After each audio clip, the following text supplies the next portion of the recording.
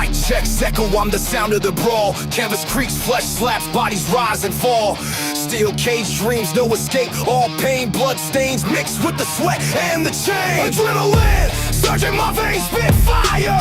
Crowd chants feeding my soul's desire. Turnbuckles tremble when my wrath collides. Glory's the belt and I'm taking the pride. Boom. The squared circle where legends collide. Boom. No mercy, just a wild ride. Boom. Like flash, fist clash, can't resist. Boom. The squared circle digest.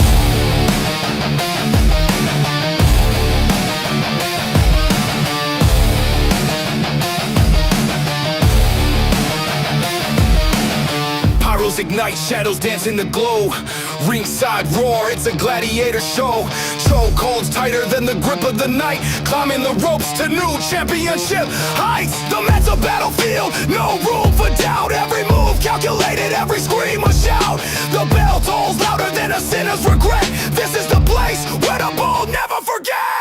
Boom. The squared circle where legends collide. Boom. No mercy, just a wild ride. Boom. Like flash, fist clash, can't resist. Boom. The squared circle digest. Boom. The squared circle where legends collide. Boom. No mercy, just a wild ride. Boom. Like flash, fist clash, can't resist. Boom. The squared circle digest.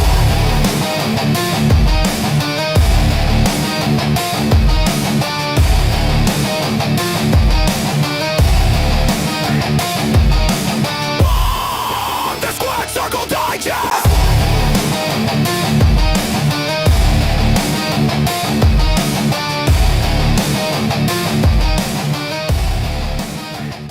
It is the Memorial Day edition of the Squared Circle Digest. I am Sean Stanley, and as always, I am joined by the great Frankie Fresco, who's already had an eventful day. Frankie, how are you doing, sir? Happy Memorial Day, sir. I'm up. I'm drinking coffee. We're ready to rock and talk some wrestling. Yes. Now, if you did not catch our thoughts on Saturday night's main event, go ahead and check out our Rainy Day podcast, 2 Raw for SmackDown.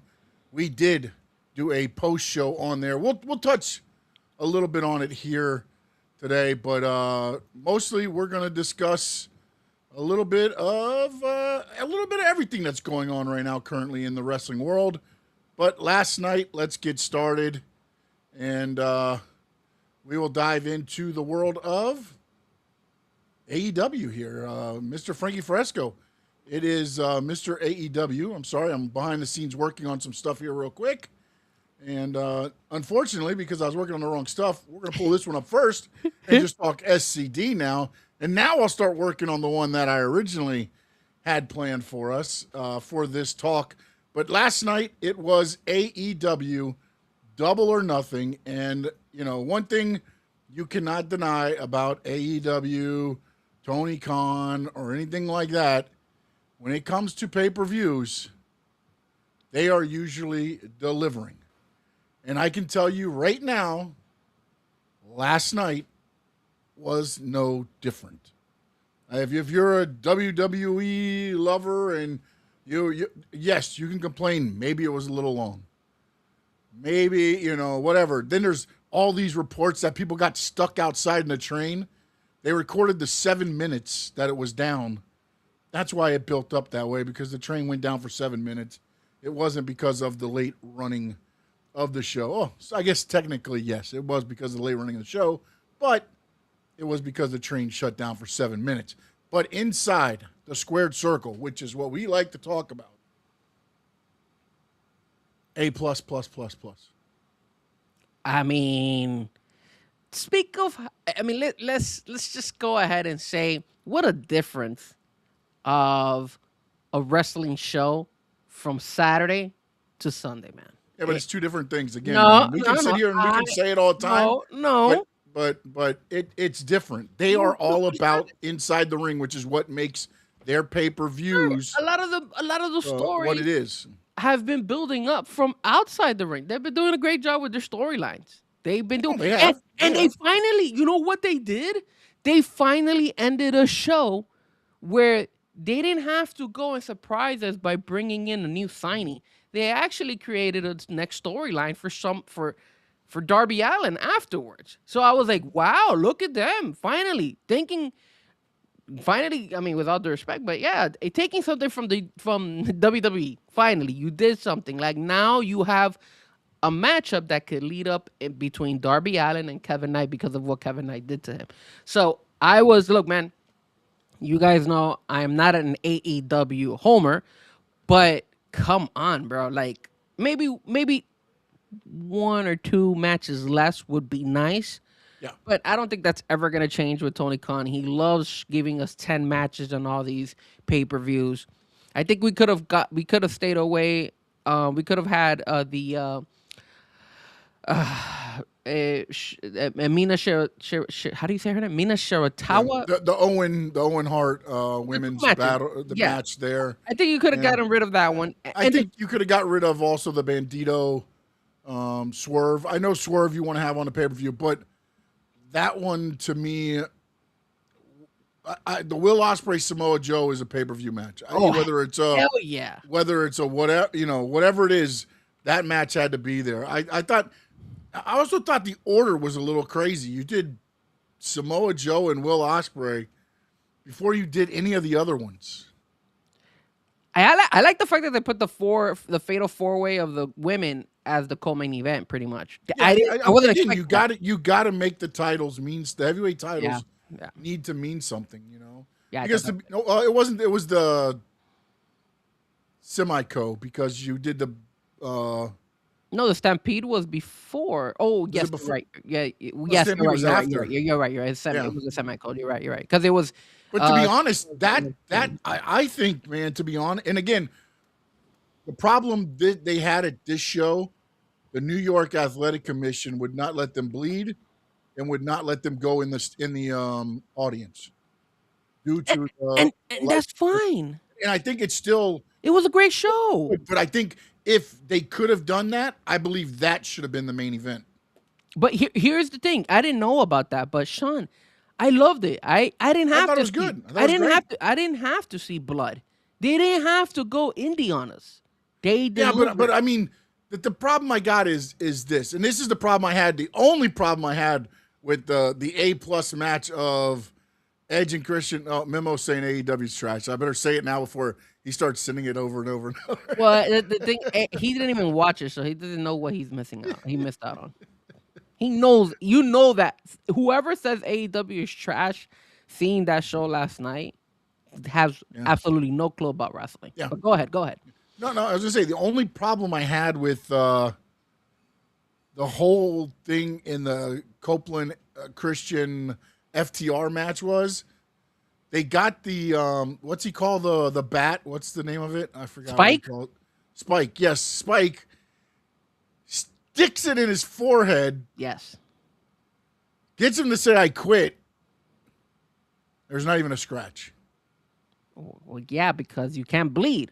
No, I know that, but then I wish they would have figured out a different way of doing that. Because to me, again, A+ match, A+++ match, whatever, however you want to look at it.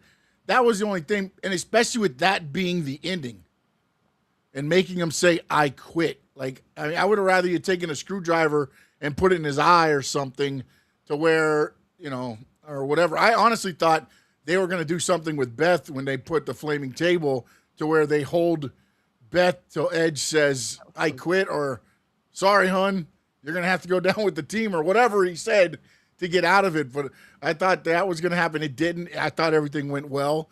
That was my only thing. But again, that was way before I knew that they couldn't have blood. They couldn't go out in the audience and all that stuff. So that would be my only really and I thought all the matches delivered. I liked Mina and Athena. Yeah. I didn't necessarily like it as a pay-per-view match. I thought it was more of a, but again, Athena and Mina always, AEW delivers on pay-per-views. Whether you like the storylines they're running or anything like that, they finished up, to me, a lot of storylines with this pay-per-view. And you can still continue some. I mean, the Edge, Christian, FTR one will probably get some tag teams added to it here in the future. And by the time Allin rolls around, that might be a very interesting tag team match if they listen to some of the fans and what they're requesting, I would be very interested to see how that rolled out. I thought the Will Ospreay, I love his new attitude in the ring. It's not the smiley, bruv, hey, bruv, hey, I love everybody, hey. No, he's in there. He's the ass kicker again, like when he first came in.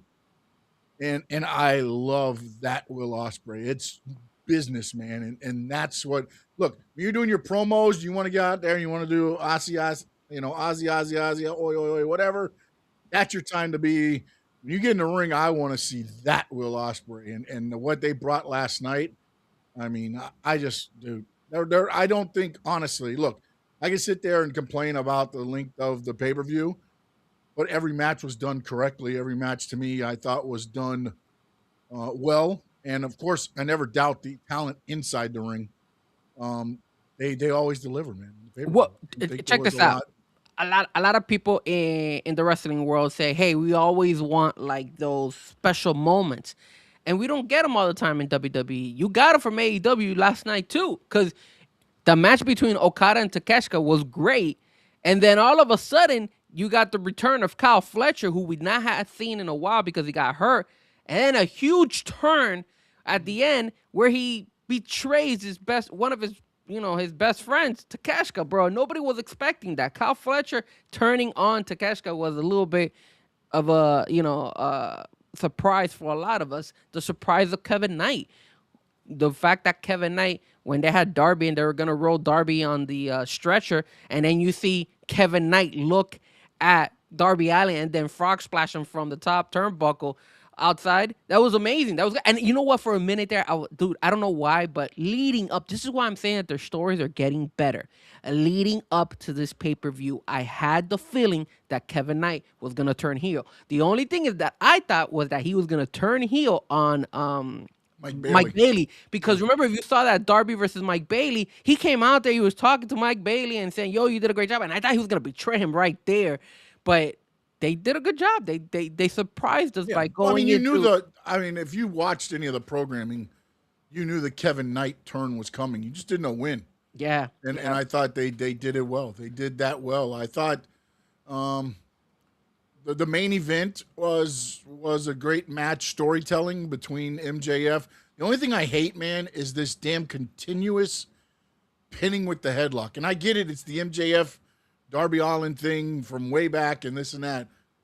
But it's like every pin now has been a headlock takeover into the thing, and it's like, all right, let's be done with it. But I guess in a way, though, it allows it to set up for if Darby wants to come back, it's still there because he's still, But again, I mean, I don't know if you're, look, man, if you're that hard up of a WWE fan and you're not really a wrestling fan, then you can poo-poo all over the AEW Double or Nothing. But if you're a wrestling fan, you're either blind if you don't like it, or you're just you're kidding yourself. You're really a WWE guy.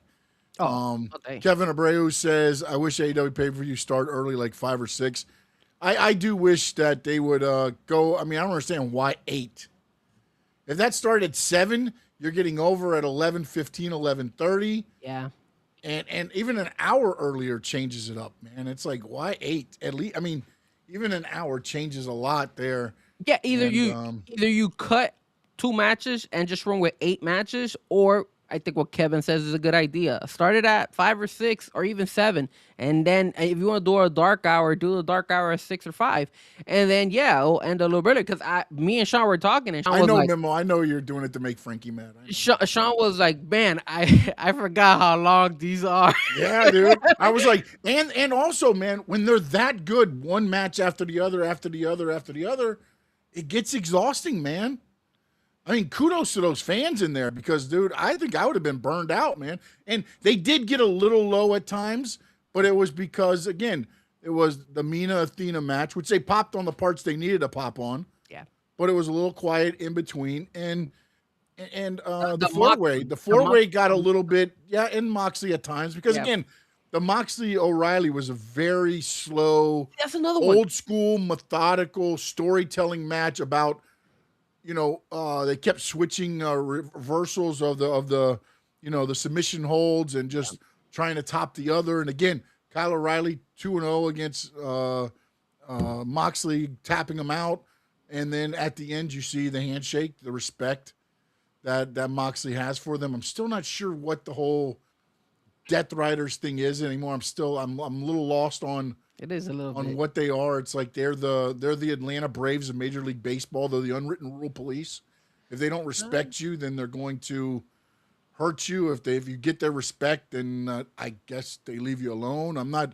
Well, not sure they were there. But They were Moxley was still out there when Ospreay was wrestling. I think, if I'm not mistaken, or he stayed there for a little bit while Ospreay was wrestling against Samoa Joe in the crowd. Because remember, Moxley and crew has been training Will Ospreay training to the cabinet. And look, man, I agree with you 100%. There was some matches the only ones that I kind of will say, hey, they lost a little bit in my eyes was the Mina and that match. The one hard. And when I say they lost it wasn't like the crowd was quiet during the match. What I mean was they weren't on every move of the match like they were on others. Yeah, but it was hard. When they did the big stuff, when Athena did the big moves, it got the pops. When Mina did her stuff, it got the pop. So when I say it went down, I don't mean like they were just sitting on their hands like, great, it's a wrestling match. No, they didn't do that at all the whole night. That's why I say kudos to them. But there were times where, again, they had to get the rest, man. I mean, if you're there, it started at 7 with the dark hour. You're almost 6 hours into wrestling by the time the main event ends. And like you said, kudos to those fans, bro. They were going in all the way for all those hours, which is funny because when we had the post show of Adrian and Tony, and they were like, oh, that Indiana, Fort Wayne,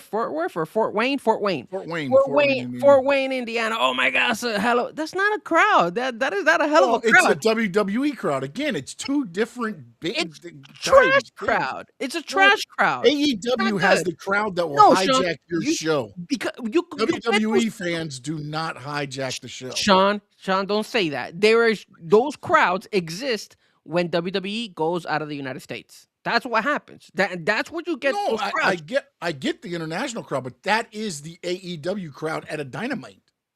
It is. At a good Dynamite, they will be that type of crowd. Don't give them the international. Don't disrespect the international crowd of WWE. I respect the international crowd of WWE. They go in too. I like the international crowd. They make disrespecting them. It's a different level of crowd, though. But they're loud. WWE has. Again, I've said it before.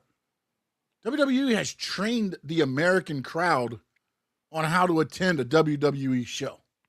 The WWE has done a horrendous job with the fans, and the fans themselves are no longer wild like during the crazy ass that era. The what do you call it? Attitude era. Don't disrespect the old WWE fans with your new WWE style. But look, at the end of the day, they started with a bang. Cope and Christian and FTR with the I Quit match. I loved it. I love the fact that Beth came out. It was really emotional. I'm glad we don't get to see the retirement of Cope and Cage. And then, like you said, you had matches following it. Takeshita, Okada was great. Yep. You Takeshita won, so Okada finally does not have a belt. A little bit shocked. Ever since he came in, he's always had a belt, and now he's beltless. So I wonder if this is a good route for Okada to maybe now challenge maybe for the world belt. Obviously, he's not in. Okada Moxley might be next as well, or that could be. And then again, I don't know. I'm not too sure if he's. I don't think he's in the Owen Hart tournament. So no, it's not. It's Swerve, Will Ospreay. I looked at it to go. It's Jungle Boy, and I'm sorry, not Jungle Boy. Whatever he is now, Jack Perry and Davis. Mark Davis, the bottom. That's the bottom there. Which they emphasized that match a little bit with Jungle Boy trying to kill Mark Davis. Yeah, see, look, and we haven't spoken about the Stampede, Yeah. but see, those are the nuggets, Sean. Those I know. Those are the nuggets that we don't usually see from AEW. That's why this True. pay-per-view Very was true. very True. good. I was like, wow, these guys are actually putting into effect the fact. I hope. Now again, and maybe it was influenced by Mick Foley because they started with a bang with Mick Foley. No. This was Tony Khan has said that he kind of taken back the realm on a lot of stuff that he wasn't. And I think, and again, not saying Tony Khan is the end all be all. I'm not saying that. But I believe some people might have been, because even MJF has come out and been like, last year there was a lot of BS going on. The beginning of 2026, which is when, Tony kind of said the end of 25, I'm getting back more into it, and into 26. I think you're seeing the remnants of that. And again, I'm not saying that TK's here writing all this, but TK gets the ear of Jericho, MVP, Adam Copeland. I'm sure Mick Foley this show, and he probably sends it out to them and saying, hey, what do you think about all this? And then he takes all that input. And again, he might get, I don't like it from Copeland. He might get, I love it from MVP. He might get, it's okay from so-and-so or whatever. And then he takes all of that and then makes it into, something else probably. But again, that's where I think, man, you're seeing a lot of change there because again, and I'm not saying it's the WWE way, but you're seeing the influence of how important the storytelling aspect to investment of the fans plays in this. It's great to go out there and have, 10,000 5-star matches. The problem is once those matches are done, then why should I tune in? Yes. Until the next pay-per-view? Why should I watch your Dynamite and Collision until the next pay-per-view when there's no reason to? Because once I watch your pay-per-view, I'll be able to I'll know. Because there was only 2 or 3 matches before that was really the story involved. Whereas this one, again, the 4-way was a kind of a make-believe one, but it was cool that they took all 4 former women's champions and put them in the ring. One a 2-time, one a 3-time, one, and that was very cool. That's a story. You don't have to promote all of that for weeks. You can be like, Tekla's going to have the strongest match against 3 other former champions at different eras of AEW. And that's a story within itself. The Owen Hart matches, you don't have to tell a story because the story is they're trying to get to the title. And you had Will Ospreay and Samoa Joe. I mean, I don't understand why Bandito is in there other than just to be like, hey, here's Bandito. Because he is the Ring of Honor champion. So there was some back and forth before. Oh no, came. Yeah, there's a back and forth with them, and I think he attacked them at Ring of Honor tapings and things like that. But again, that's more of a made up moniker. Whereas if Swerve took on, and Kevin Knight's not even a good one either because he's a champion now too. It should be people that don't have belts because the whole thing to get this is to get the title shot at All In. That's the big prize of the Owen Hart tournament. And in a way you're right, because instead of putting Bandito in there, they could have put in somebody else who we haven't seen or hasn't, or you want to at least give him that TV time as well, right? And give him that also. So you make perfect sense. I agree with you. You're right about that. Swerve would have made a good match with anybody. Oh yeah. Now again, Bandito's so good that it adds to it. So I get, that end of it, but I don't understand why they are in the Owen Hart. If you just want that to be a match, then it could be a match. Yeah. It just to me doesn't make sense for it to be in the Owen Hart when the main subject of that is to get a title shot at All In. That's what. Yeah, there's the main thing to do is, and you're already Ring of Honor champion. Like, what are you? Yeah, there's other people you could give that spotlight to. I know they've been promoting a little bit Roosh in a couple of the Saturday Night Collisions, and now so you have other guys out there, guys that we that they could probably hang. Maybe a Tommaso Ciampa, who's been featured a couple of times, and then also there's guys. Max Caster is another one that's very good. That you could see that could take over and be in that spotlight because, like you said, Bandito is a champion already. in Ring of Honor. So, Yeah. you know, but I mean, great match between No, those I'm two. not taking anything away from it. I'm just looking at to me, and again, I get it. There is a reason because again, he could fight for the title too. But it's like, okay, so Bandito's going to be a double champ. It just that again, to me, it seems a little far fetched when I look at it psychology wise, and that's the one thing. Again, not taking anything away from the pay per view or anything there. Again, this is nitpicking. I mean, this is This is very nitpicking right now because that pay per view to me just delivered, and it's set up for Wednesday. You got Max, I'm sure, going to have a ceremony. He didn't lose his hair. I doubt Darby is at this Dynamite, but I guarantee you at the next one, this one will probably be Kevin Knight gloating, and probably him turning on Mike Bailey, and then it'll set up for, or you know what, maybe he doesn't turn on Mike Bailey this week. He turns on Mike Bailey next week, which is why Darby rushes the ring to save Mike Bailey and get Kevin Knight out of there. Or he turns on this week and they do a match next week and Kevin Knight tries to injure Bailey and then Darby makes the save somewhere around there. The other match in the Owen Hart, just looked it up. It's Claudio Castagnoli versus Brody King. That's who's in and that winner versus Swerve.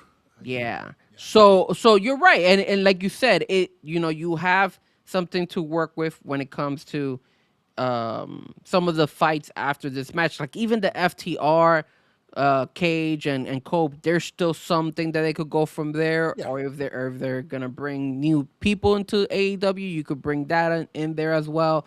You obviously have now Tekla, and I like the fact that Tekla retained the belt because Tekla, they're building her, right. We don't have a Mercedes, we don't have a Tony Storm. Those are two. So I think I like the fact that Tony Khan is letting her, showing her, hey, let's put her in here and let her and make sure that she wins. That way she gets more and more popular because I think she's building up and it's looking good on that side for her, especially since we don't have Tony and Mercedes. And then you could bring one of those two girls, and then all of a sudden you have another storyline that you could bring. And then of course, Sean, and I think also they did something in the middle of it, the Sheeta Chris Statlander part. Now you put them out. Whereas if you want to have Jamie Hayter, who, felt like I could have had it if, whatever. Now you could do Hayter versus Thekla, and then, Sheeta and Chris Statlander can run around on Dynamite and doing some stuff there. And then Willow, with hopefully nothing serious, she can return from her injury. So there's a lot of good things they can do with that women's division. Sorry, I'm drinking a little bit of coffee here. Oh, that's fine, man. The other thing, let's just talk about it, man. It was the Stampede, bro. It was 7-on-7. It was wild. And like I said, they didn't have to go into the crowd. They didn't have to bleed. It wasn't. Look, man. I think the best thing they could have done, in my opinion, and hopefully Tony Khan learns from this. I doubt it he will, but not allowing them to bleed, the New York Commission, I think that's the best thing you could have done, man. Tony, I hope you listen to us and other shows. There's no need for blood. This show was one of the best shows I have seen from AEW, and it was amazing without the blood. And that Stampede, 7-on-7. The problem with AEW is they don't know when to stop the blood. Yeah, they go to it. It's a blood every damn match. It's like, bro, sometimes people don't want their kids watching that, man. And I get it. There are people that love that. And look, I don't mind blood in a match if it means something. Like, to me, the FTR, Edge, Christian, they're fighting for their careers. They're fighting for the belts. It's okay to have some blood in there because it's going to have some things. MJF doesn't need blood just because he's fighting for his hair.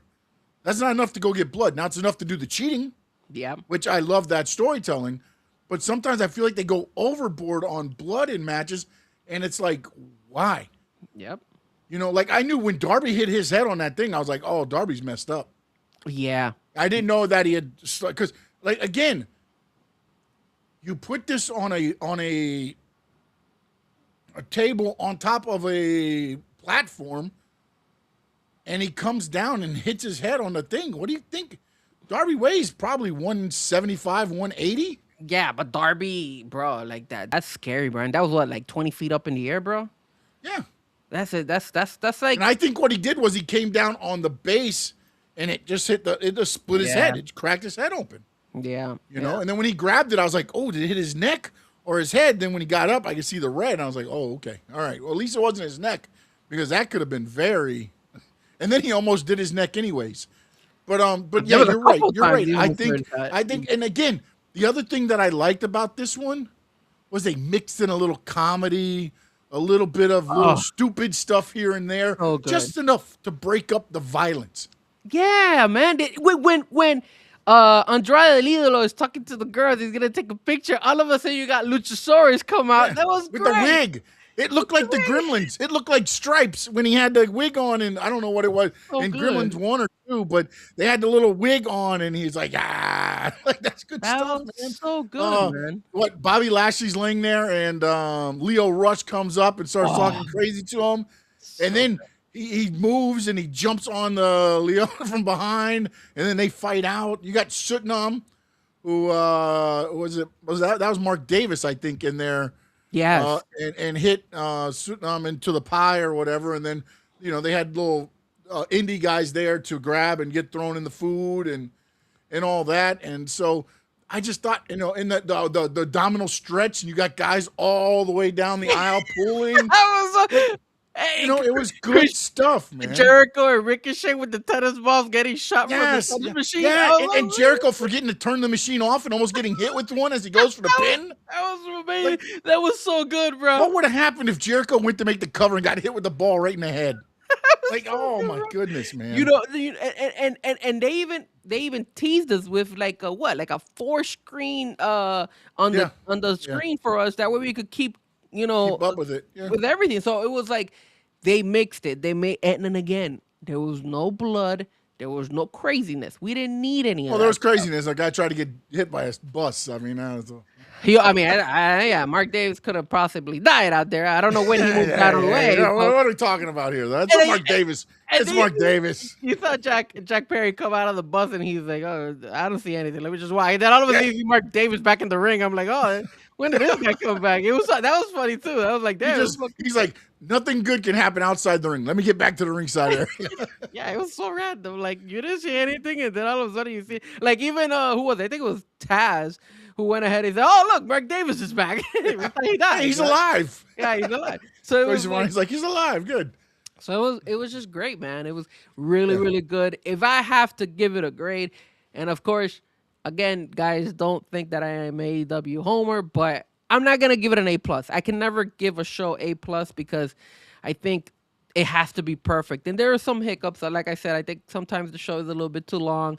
Sometimes I feel like maybe they, like you said, Sean, maybe they could have featured other wrestlers instead of Bandito, who was on there and stuff like that.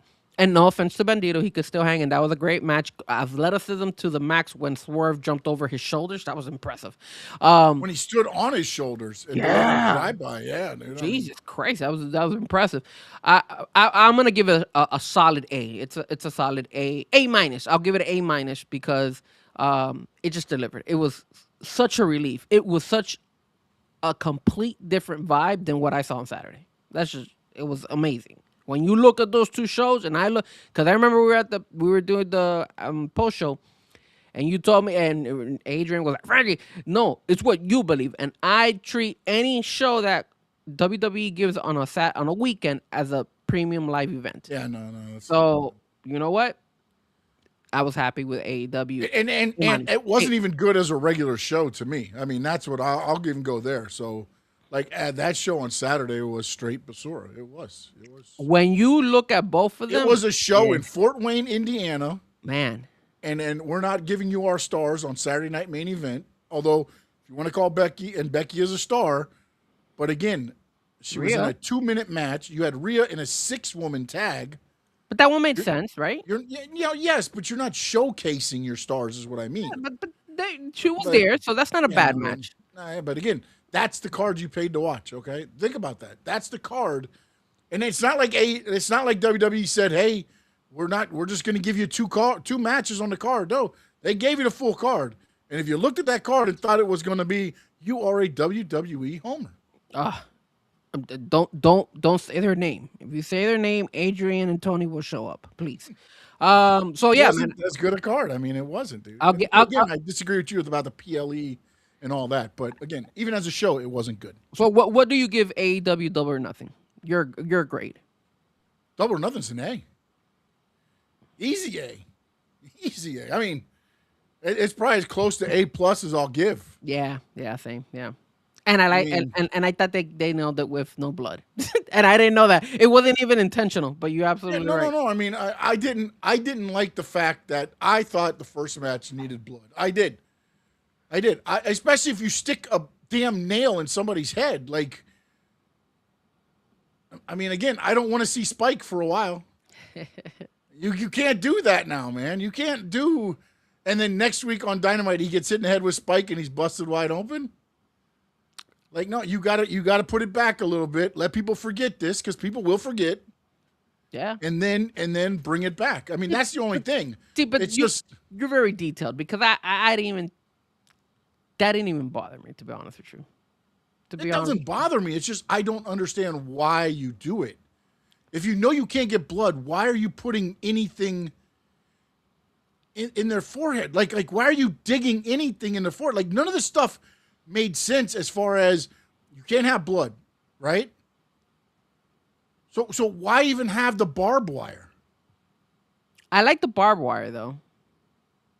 I like the barbed wire. Why? You can't bleed. I mean, it's just like it's okay. No, it's not okay, bro. I mean, even in the movies, if you get hit by barbed wire, what happens? You're gonna get hurt. You get some packet blood and stuff like that. But here's the thing, Sean. It's the way you sell it to me. Even though the barbed wire was there, when they were wrapping the barbed wire to the rope, if I'm not mistaken, their hands were like, oh, this thing hurts and stuff like that. That was good. Then all of a sudden you see it was Dak, Cash. right? Oh, it was Cash. Yeah, because he was over the thing going, oh, God, this hurts. This hurts. He was selling it. Yeah, and then he gets up and there's not even a mark on him, bro. Yeah, but he was selling it. How did it hurt? That. How did it hurt, Frank? How did it hurt? It hurt him in his chest. No. It hurt him in the chest. No, but again, if me and you go outside and fall on barbed wire, I'm gonna say more than it hurts. I mean, I guess you could say that, but look, man, it was good. I mean, we're nitpicking. No, I'm not saying it wasn't good. What I'm saying, though, there can't be blood. Why am I bringing glass into the ring? Why am I bringing anything that could cause blood into the ring? You didn't need it. You did the table outside. You did all that stuff. You could have had, whatever you want to do, you could have figured out a different ending, is all I'm saying. It didn't take away from the match. I'm not taking away from the match. But what I'm saying, though, is there can't be blood, and you're digging a spiked bat into somebody's head. I don't know this Sean, because this Sean is actually complaining that he wanted some blood. And the Sean that I always talk to is always saying, yo, it was too excessive blood. I say it needs to make sense. And in that case, you're fighting for your career. They tried to end your career. They pile-drived your wife. They did everything that they could to get rid of you. Dude, she took a hell of a blunt. Outside the ring. She nailed that in the ring. I thought she actually hurt herself when they did that. Because I was like, holy shit. I was like, I don't know if she held if she was able to put her hand to avoid that steel. Well, she got it. What she did was she hit it like this, and her head hit her arm. Okay, so she was able to get that. Yeah. Dude, when I saw that, I was like, damn, and it was great. It was awesome. I'm not gonna lie. It was so good. It was great. No, dude, it was great. You were like, yeah, it was awesome. Great. It was great. And what's funny to me in the New York Athletic Association, you can burn somebody, but you can't get a little bit of blood. Like in wrestling, look, I get it in like MMA or whatever and all that, but in wrestling, you can control it. Yeah. Like, okay, this is what we're gonna do. We're gonna put the bat into his head and just a little bit, at least to show that the bat went in his head. That's it. Darby bled, but again, because it was legit. I mean, it wasn't something that he could go away from. Yeah. But it's just. Sean, and again, I agree with you on the whole thing about that. The Stampede didn't need it. Yeah, but to me, the one match that did need it was that one. Look, man. When it comes to us and AEW, I think this is the most we've talked about AEW. We're going for almost an hour here talking. I know. That's how good it was. I know. That's why we have no audience. Yeah, it's a little bit rough. But you guys, you know that you guys, if you watch AEW, please give it a chance, man. It's gotten way better. And and look, they got a lot of momentum. Right? They got to keep it up. They can keep it up. They could take this all the way. Now they got Forbidden Door coming up in June, so that one should be really good. Let's also real quick you throw this all into once we can just finish AEW here. MJF said made a comment that he felt that a lot of the WWE fans might be coming over because they're tired of the WWE ways, TKO ways, however you want to look at it. The numbers have not necessarily backed that up, and I get what the numbers are and all this stuff. I understand numbers don't mean anything. I get that. But I'm telling you now, if you are a WWE fan and you watch Saturday Night Main Event and you went and watched AEW Double or Nothing, if you aren't tuned in this Wednesday to AEW, you're not a wrestling fan. Here's the other thing. You're a WWE fan. Here's another thing you also got to realize. They sold out that event, bro. Last year, they didn't. It was 15-5, yep. Yeah. So when you have a crowd that is all of a sudden jumping, like when you have a crowd like that, and you have momentum on your side because everything went well for them on that pay-per-view. Yeah. And on top of that, Sean, let's not forget, they kind of went head-to-head with WWE on Saturday and Sunday. So this was a win for AEW, and I agree with you 100%. Yeah, but they moved Collision to Wednesday. They did. So that it didn't go against. But you want to know something? I wouldn't be surprised if Collision might have done better than no, Collision did terrible, by the way, the numbers. Oh, yeah? They dropped half of the audience after Dynamite went off the air. Oh, okay. Because, again, Tony Khan needs to make it like a 3-hour show. Instead, he does 2 hours of Dynamite, so Dynamite main event ends, and then they kick off Collision.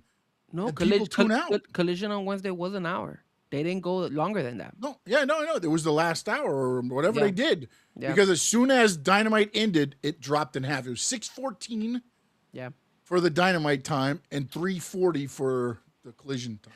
Well, look, here's the other thing you got to also think about here when it comes to the AEW fan and the WWE fan.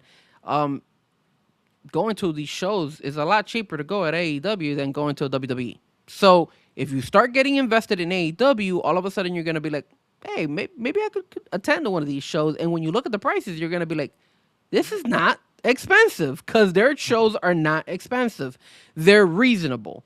And here's the other thing that he also did mention, because it was a really good interview with Ariel Helwani.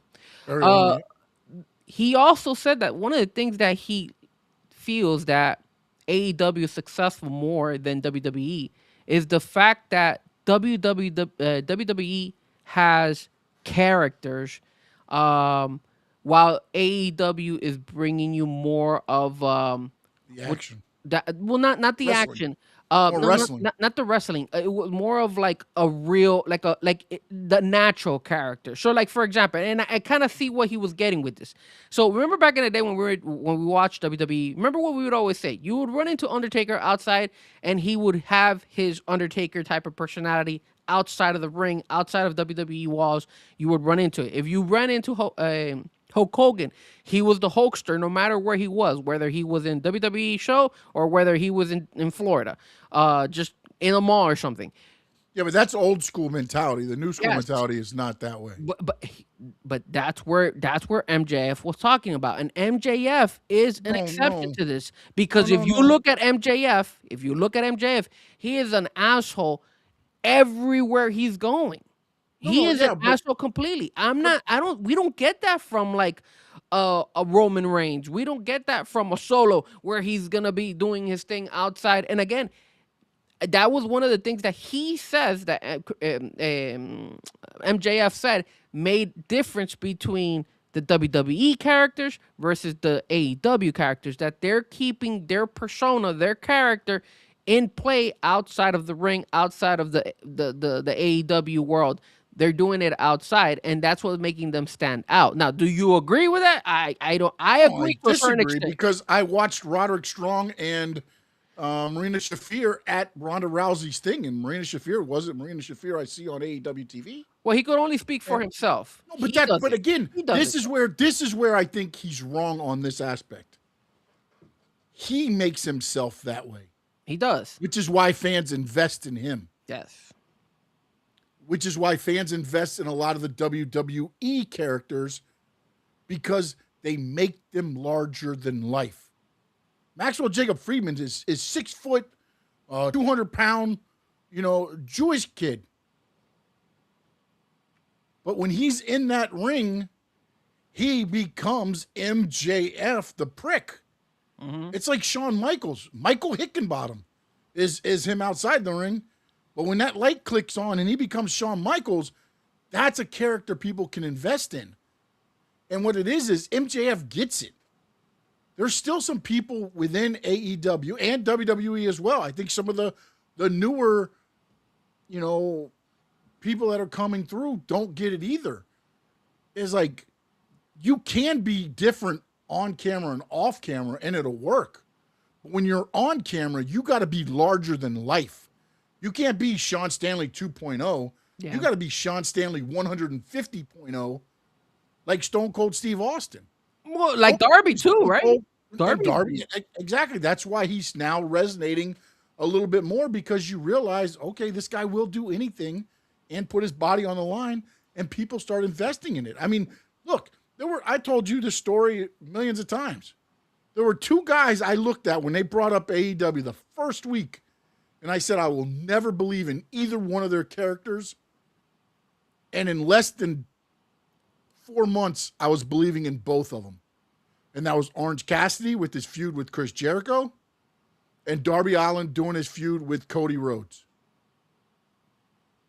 It made me believe in those guys, because I saw that they weren't just there to go through the moves.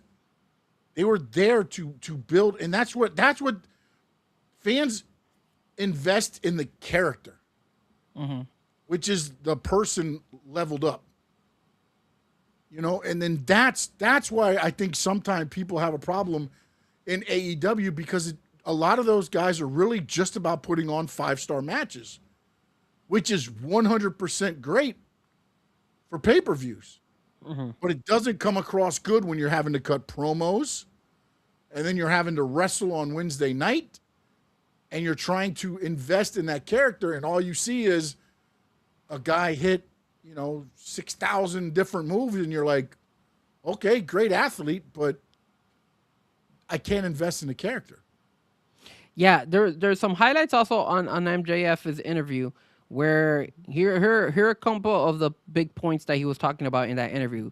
He singled out Malachi Black, so I'm a little bit I think that's going to be the feud when he comes back. So I 90 days, because I wonder, at All In, will their 90 days be up? Does he cost MJF the match with Will Ospreay, and then you got MJF and Aleister Black with Will Ospreay defending the AEW title? And Zelina now can be a contender in there as well. I mean, that if you're at that All In over there in Europe, you're gonna definitely want to go, because I think that's gonna be a big. I think you're gonna get to see New Day. I think or wherever they're gonna be called now, Kofi and Xavier, or Kofi and Apollo Creed, or whatever he is now. Yeah, he can't use Xavier Woods. That's I think he's going back to Apollo Creed or whatever he was, or whatever his name was on the thing.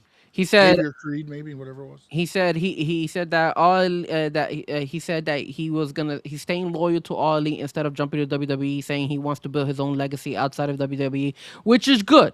I like that. We spoke about this in the post show on Saturday.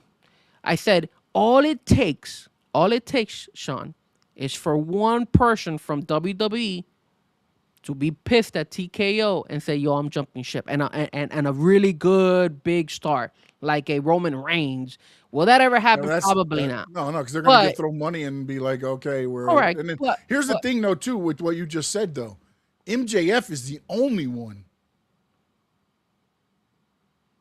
I believe that could make a name for himself outside of AEW.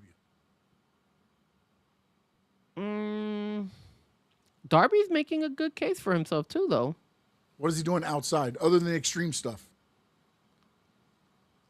Yeah, but when it comes to himself, like look, when we first started, I mean, MJF is doing mainstream movies, some B movies, yeah. whatever. Well, no, That Darby. You don't think Darby could get some movies out of it? I mean, the guy can hang, bro. The yeah, but guy. he's going to be typecasted. I mean, you got MJF doing the son of Adam Sandler, doing a killer, doing different roles.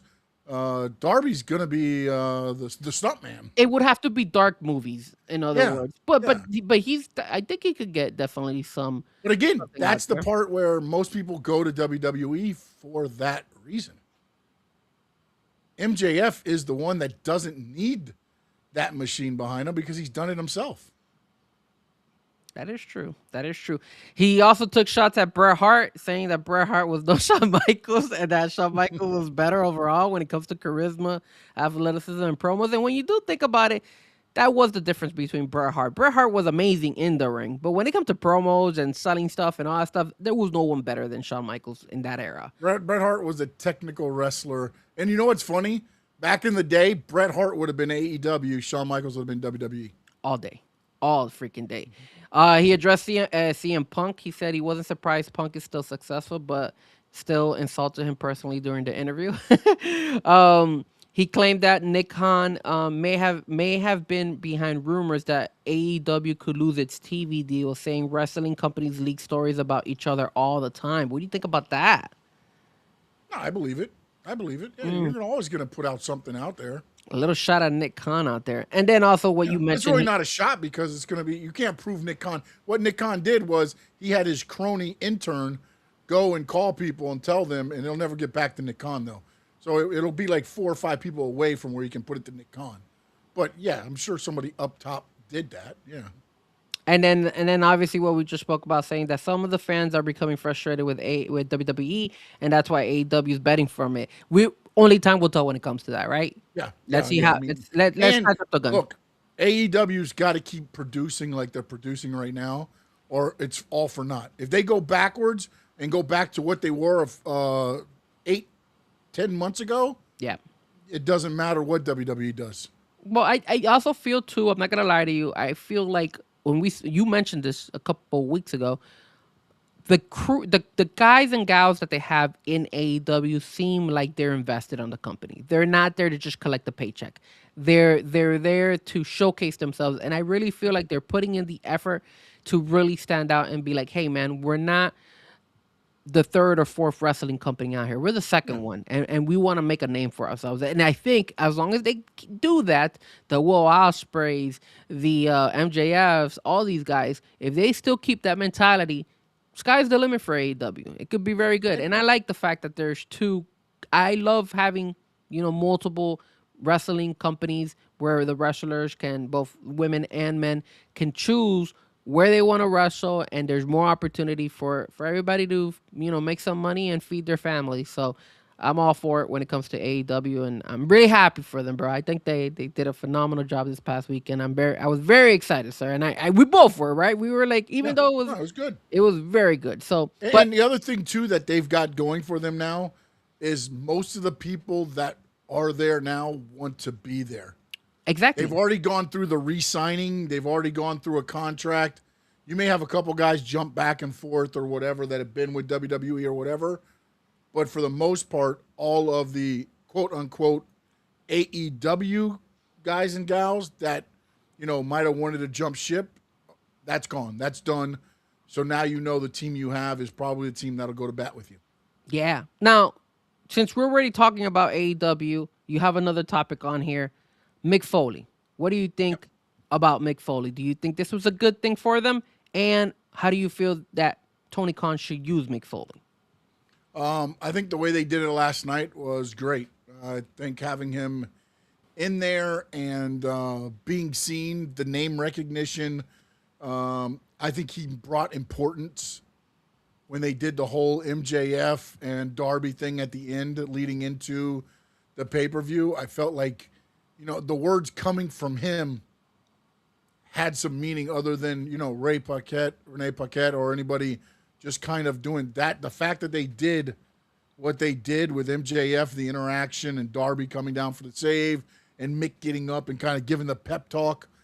I think that's what they need to do with him. That is what they need to do with him. And again, and I know it was asked of like Jim Ross, do you think he'll be used to wrestle? And the thing I would say is this. In the right situation, he could be used as an 8-man tag partner or a 6-man tag partner, and he comes in and he does his little thing. But I don't need Mick in the ring. Mick, if anything, what they should make Mick is the commissioner. If they want to go that route and have a commissioner gimmick, Mick Foley making all the decisions for AEW sounds like a good way to go to me. I agree with 100%. If you want Mick Foley, put him as a general manager. He would be really, really good as a general manager. He's done it before in WWE.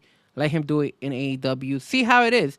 The only thing I don't want to see him in the ring. Not even an 8-man tag. Not even anything. No, Mick Foley. No, but again, in an 8-man, 6-man tag, he never gets in until he does the finish. That's it. Yeah, that's it. I don't need him wrestling. I don't need him wrestling. I don't need him taking a bump.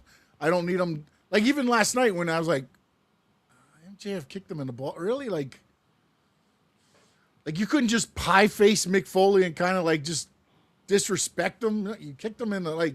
I don't know, but. Again, it did help elevate. I thought it made more importance the Darby thing, and they kind of referenced it in the match. You know, like Darby fighting, and then he does the bang bang because, you know, Mick Foley told him, you know, and a guy I know, bang bang, and then he got up on the thing and he did his bang bang, and then bust his head wide open, courtesy of Cactus Jack. But yeah, I mean, no, if you're going to use him every week, he needs to be a GM all day. And here's the other thing. What I don't want AEW to do, please don't do this.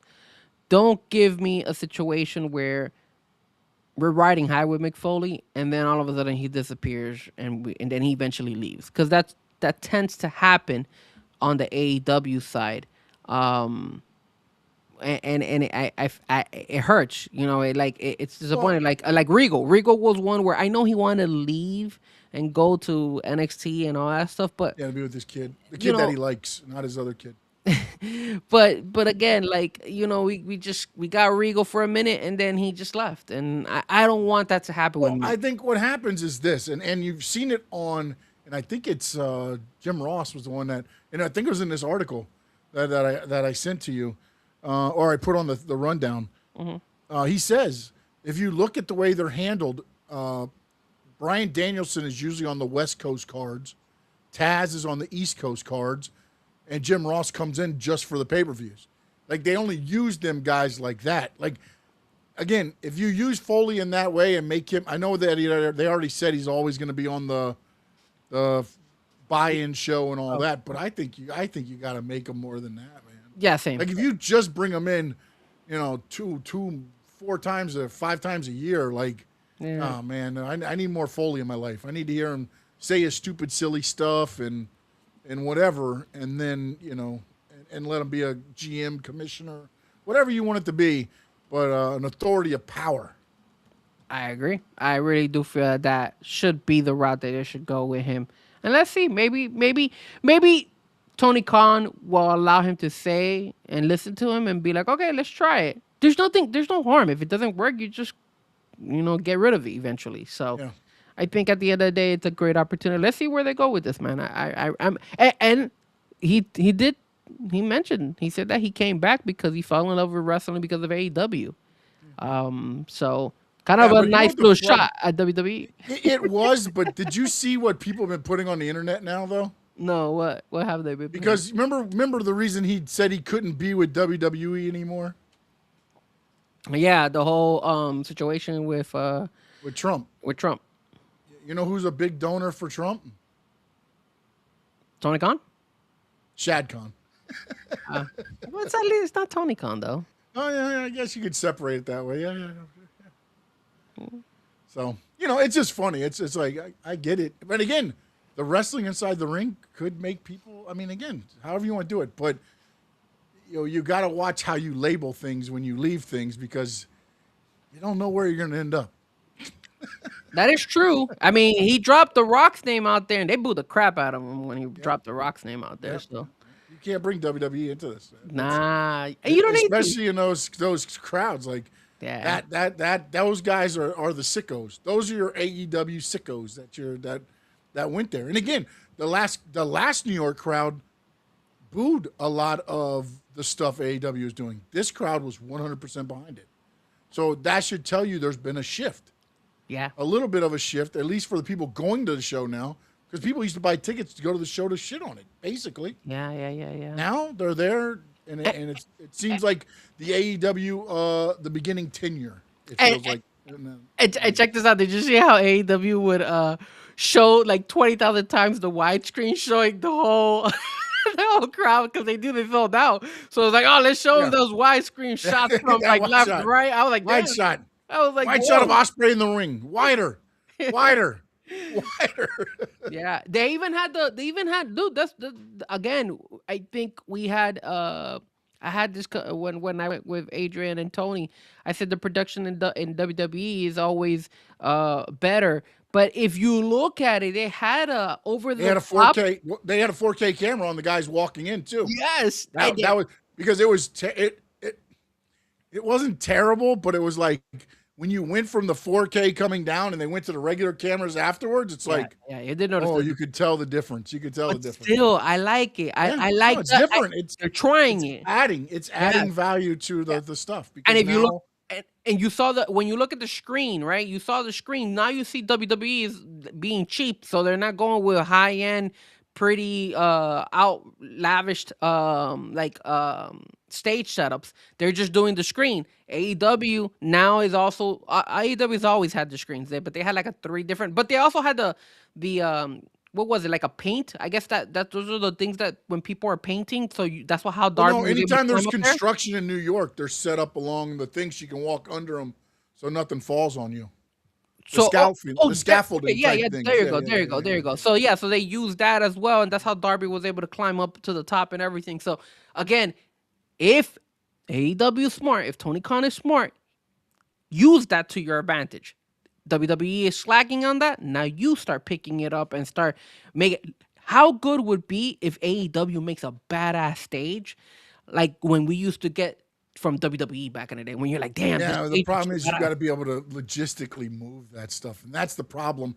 That's why TKO is not doing it with WWE anymore because of that fact. The money it costs to put that stage together is probably half your show. But that's the problem, Sean. The fans notice it.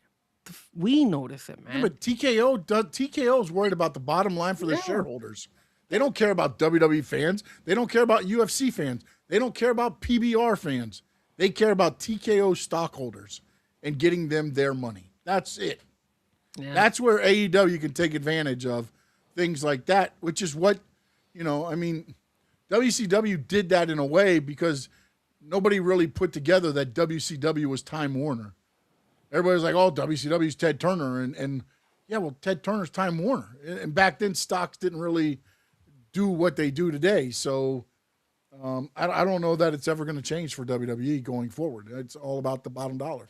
So unless they, only run in Saudi where they're making $55 million a show, I don't know that that's going to change. Well, sir, now that you bring them up, do you think it's time for us to jump ship and talk about that company over there, TKO WWE company that we more than happy love it? Yeah, because the last AEW topic is kind of disregard now. We already talked about Darby being the champion in the backstage and how they thought and how he became good run for him. Respected. Good run. Yeah. So yes, now we will turn over to the company that is to the northeast and makes its home in Stamford, Connecticut. The big talk bad WWE talk. Oh, now our views are going to increase. Look at that, already up. Man. Yeah. Hey, let's talk about real quick before we get into the big the arrest thing. Let's talk about there's been one name already returned. We saw that. That was Brock Lesnar. Yeah.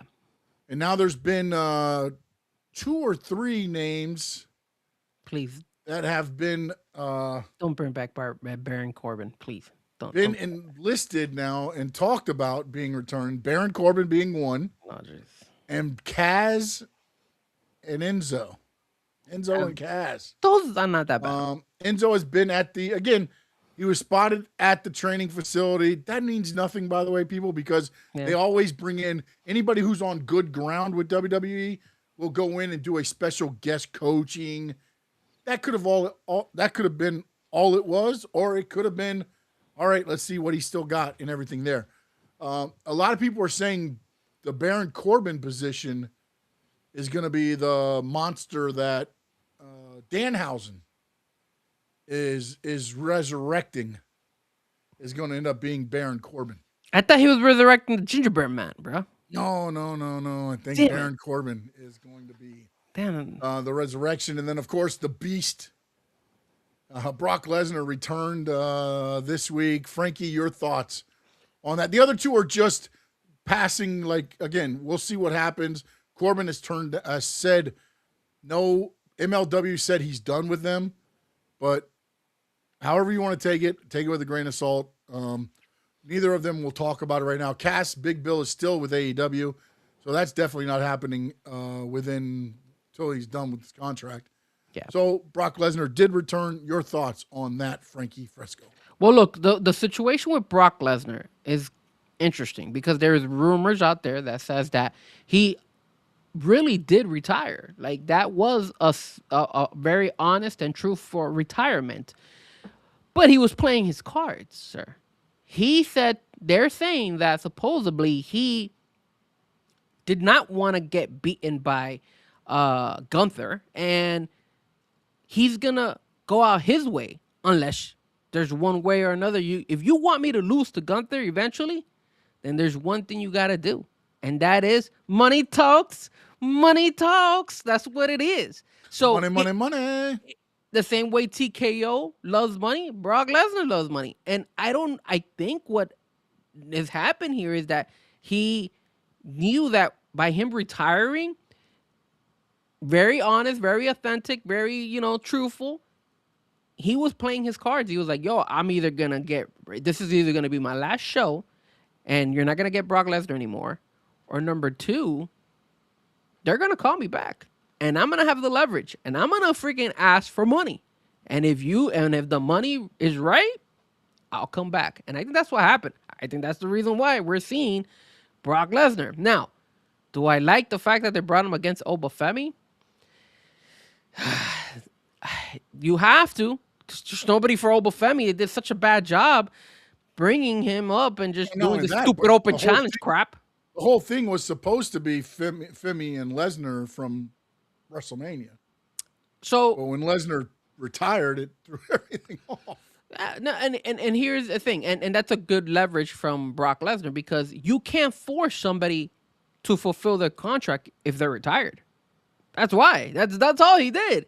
That's why when you go and you say, TKO knocked on Brock's door and said, hey, you got to come and wrestle again because we have a contract saying that that you have to wrestle these matches. No, sir. He retired. So I'm pretty sure there's a way for him saying, look, I'm done. I'm not wrestling. So just void the contract is done. Like, I'm not going to wrestle anymore. But now now that they brought him back, I'm pretty sure he had to get a pay raise. And he was like, look, I'm retired. Oh, how are we going to get you to unretire and finish your contract? You got to pay me more. Throw in some bonuses in there. Throw in something to make it enticing for me to come back. And I think that's what happened. And at the end of the day, I don't know how long Brock is going to be in WWE, but I guess it's the right move for WWE. I like the fact that they kept it kind of quiet. It wasn't something that was being talked about before he actually showed up. So that was pretty good. And it did bring a little bit of a suspense for the fans. Nobody was expecting him to come and rip his jeans up. So I give it okay. Okay for Brock to come back. I'm not upset. As long as you're okaying it, I mean, we're good then, right? I mean, that's all. I'm okay with it. That's all we needed was the okay that Lesnar has returned. I gave it a thumbs up and a thumb down. Yeah. It's just, I mean, again, I don't know I was trying to look up his contract, and all it is very limited dates. He gets $5 million a year, and it just says very limited dates And again, if this is right, he signed in 24, and it said it was like a 3-year deal. So what I'm thinking is he's got to finish up that contract if he wants to be paid for it, or he's got to give WWE or TKO back the money that they've already given him. So he's going to come back. He's going to take on and do things. I think I believe what I heard you say is that he's going to come back and do it his way. If he doesn't want to lose to Gunther, I'm not going to lose to Gunther. If you want me to lose to Gunther, then this is what's going to have to happen. Because if that deal is up and you want him to lose it to Gunther, if that deal's up at, say, August of 26 before SummerSlam, and you want Gunther to retire Lesnar at SummerSlam, you're going to have to pay Brock Lesnar an appearance fee for that one match. How important is it?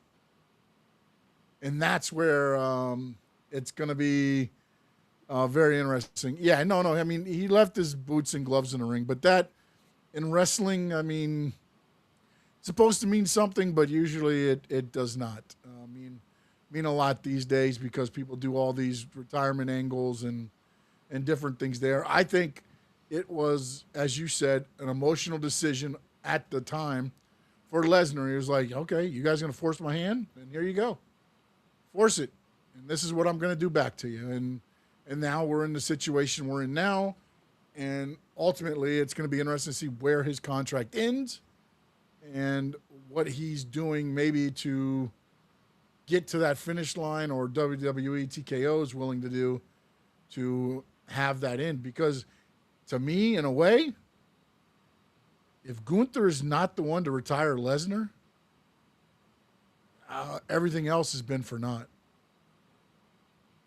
Especially since career destroyer and all this stuff. Especially it just means nothing if it's it's Cena, it's Styles, which are two great guys. Don't get me wrong, but you got to have like to me, the Lesnar needs to be there. I mean, that is you conquering the beast. I mean, like, and think about it, Sean. Do you really think Gunther putting to sleep submission on Brock is gonna tolerate that crap? That's hard for me to fucking swallow, dude. That is rough because Brock doesn't. That's like pride right there for Brock, bro. Mm-hmm. He doesn't want to lose that way. I think he'd rather lose like a 1-2-3, in my opinion. But no, Brock doesn't care. I mean, you saw he lost to Oba. He didn't. It wasn't the fact that he had to lose to Oba that was up. I think the plan, the creative going forward, is more of the problem than him losing to Oba. It was, okay, after Oba, what's next? We don't know. Yeah. Well, then why am I losing to him then? If we don't know, what again, it goes back to the whole thing where, and again, Stone Cold said he was wrong for doing this when he did it, but it was when Stone Cold was nearing the end, and it was like, you're going to take on Brock Lesnar and a King of the Ring on Raw with no buildup. And he's like, no, I'm not. That makes no money for me. I'm out. And it does great for your show. That does great for your ratings, but it does nothing for Stone Cold. And he picked up the old quote was, he picked up the ball and went home. And I think that's what happened here. But in this day and age, Lesnar has more pull because of the way everything is than Stone Cold had with that time with Vince. Because, again, his time was coming to an end because of injuries and stuff. It wasn't, the Brock Lesnar can show up and change ratings in a heartbeat. And also, they did a horrendous job with Femi. Let's just keep it real. Because they don't have anybody for him. Yeah. Besides Brock. That's it. Well, I think what the problem was going to be for Brock, and again, I don't know any of this, but this is what I'm thinking. Okay, you lose the Oba at WWE. You come back, you lose the Oba again at Backlash. You go on a tear, and then you lose to Gunther, and you retire. So I'm going to go 0-3 against competition in WWE after I've been the conqueror, the beast, the ruler, and now you're just putting me out the pasture? Yeah. So I think that's probably where some of this resonated from. I'm guessing. Again, I don't know any of this to be true or anything. So, but the other thing you gotta also realize, Sean, is that I don't think, in my opinion, I don't think he loses to Oba in Italy. I don't think he will. I think No, but that might have been what changed. That might have been part of the change. Like, look, I don't mind losing to him at there, but I need to at least beat him once. And then you do a third one, and Oba could win then. He beats me 2 out of 3. But he can't just beat me, then I beat up Scrubs, and then Gunther retires me. Like, that makes no sense to the Brock Lesnar character. Absolutely not.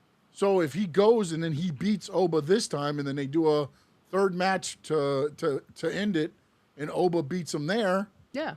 And if Gunther's the champion, then Lesnar could say, hey, I want a final shot of the championship. If you win, you win. If you win, a career versus title. You win, I'm out. If I win, I'm the new champion. And then at least there's stakes. Yeah. It's not just, and at least that way you play it that way for Lesnar, and then you can do whatever you want to do at that point. Yeah, because you have Clash in Italy coming next, and then you have Night of Champions is after that, and then after there's another this Saturday night main event right before the Night of the SummerSlam. Champions, I believe, is in Riyadh too, right? So there's 2 international back-to-back. Yes, they're both in pay-per-views. Riyadh. Yeah. Well, no. Well, you have the Clash in Italy. Night of Champions is in Riyadh, and then so it was just those because the SummerSlam is in Minnesota, and the Saturday night main event is in Madison Square Garden in New York, right before SummerSlam. So, the only one that they have going right now to Riyadh is the Night of Champions, at least for now, heading into before we get to SummerSlam. Is there any other show that is over there? I don't think they've announced any other shows over there until possibly WrestleMania of next year. Where's Night of Champions at? Night of Champions is in Riyadh. That's Riyadh is that one, and then you got the next Riyadh one would be WrestleMania. Oh no, I know that, but this one's in Italy. Then Night of Champions is in Riyadh, so that's 2 straight international. Yes. And what's after that one? What's after Night of Champions? Then you have a Saturday night main event, which is on July the 18th. That one's in Madison Square Garden in New York. And then August the 2nd. That's during Fan Fest weekend, so everybody will be there. That's going to be an interesting card to see if they can bounce back and what they do with this card, because it is during Fan Fest, which Fanatics is a big sponsor for them. Very interesting to see how they work this. And then you got August the 1st and the 2nd, which is in Minnesota, Brock Lesnar town. So, Minneapolis, Minnesota. Oh, man. Would he lose there? That's probably a reason why he sold the TKO and said, go fly a kite. That's probably why he told him, go fly a kite. I'm not losing at home. Where's Survivor Series? So let me read what we got next. After SummerSlam, we got Money in the Bank, which is in New Orleans. They have a WrestlePalooza, apparently, maybe, possibly. I don't see Survivor Series. They haven't announced it where it is at yet. So the last one that they announced was Money in the Bank, which is in New Orleans. And then it says WWE WrestlePalooza not yet confirmed, but it's assumed that it's going to be for summer or fall of 2026. And then they have another Saturday night main event, but they haven't announced the date for that one either. So, yeah, that's kind of where we stand. Okay. All right. We'll see. We'll see where that goes. That makes sense why he told him to go fly a kite. He's like, no way am I going to lose in my hometown. F you. Yeah. F you guys. Yeah. You got to pay me. I'll take the L. Yeah, pay me, bro. Money is bigger than anything else. So I have no problem. And think about it, Sean. AJ, John Cena. Where was John Cena when John Cena lost to Gunther? What was that? That wasn't in John Cena's hometown, right? No, it wasn't. No, it was in New York, wasn't it? I think it was in New York. And AJ, when he lost to Gunther, where it wasn't in AJ's town in Atlanta. No, it wasn't. It wasn't in Atlanta either. So they're in Atlanta 2 weeks later, which is why they didn't do AJ the day after he lost. It was the week after. Yeah, they did the AJ Styles. So dumb. So dumb. That was dumb. But hey, that's TKO for you. All right, let's move on to another story that this one's a little bit interesting. Ludwig Kaiser. He has been arrested, or he was arrested. He's out now thanks to his buddy Gunther. Walter, bailed him out. Damn. So here he goes. This is the allegations on the police report. Okay. Talk to me. All right. Where's the police report? Let me make sure I get this right here. Hold on. This is from the arrest affidavit. I'm sorry. Okay. Kaiser and a woman were aggressively kissing in the elevator. The victim asked them to have some manners. Kaiser allegedly punched the victim multiple times, pushed him to the ground, threatened further violence. Police observed a fresh scratch on the back of the victim's head, redness consistent with a recent physical altercation. And then Sports Illustrated came out and said surveillance footage matching the victim's account. Now, this is on the affidavit, the arresting affidavit. Kaiser pleaded not guilty, and then he was granted a $1,000 bond and allowed to travel, which is why he was at the AAA. There was talk that they were going to cancel the AAA event that they had for El Grande Americano, but that was not the case. He got everything handled that he needed to do. Here's kind of the date of the timeline of events. April 23rd is the alleged altercation occurs in the elevator of Kaiser's building. May 19th, Kaiser learns of the warrant while working for AAA in Mexico. May 20th at 2:37 p.m., Kaiser turns himself in to Orange County authorities and is booked. May 20th, later that day, released on a $1,000 bond reportedly posted by close friend Gunther Walter Hahn. May 21st and 22nd, affidavits and police reports become public, revealing detailed allegations. May 22nd, court grants Kaiser permission to travel internationally for WWE and AAA obligations. Yep. Then there were conflicting stories and commentary that came out. This was from Raj Giri. He reported a different version, claiming the neighbor threatened to call ICE on Kaiser's girlfriend, who is AAA's ring announcer, Andrea Bazzardi. Did she get fired? Yeah, she did. Yep. That's sparking the confrontation. This version claims Kaiser did not throw punches. And then JBL was, I guess, asked about it. And he stated he believed both sides of the story are questionable, calling the situation bullshit on both sides. Says the alternate accounts are not confirmed and contradict the official police report, which includes physical evidence and surveillance footage. The latest status is the case is ongoing. Not guilty plea has been filed. Travel was approved. No suspension or public discipline from WWE yet. Actually, no mention of it from WWE as of yet. More details expected as court proceedings continue. Frankie Fresco, your thoughts on this whole situation? All right, so this is a tough one because I kind of want to believe Luther Kaiser. I really do. I really do feel that I wouldn't be surprised if that person did say, hey, supposedly show some respect before I call ICE on that B, right?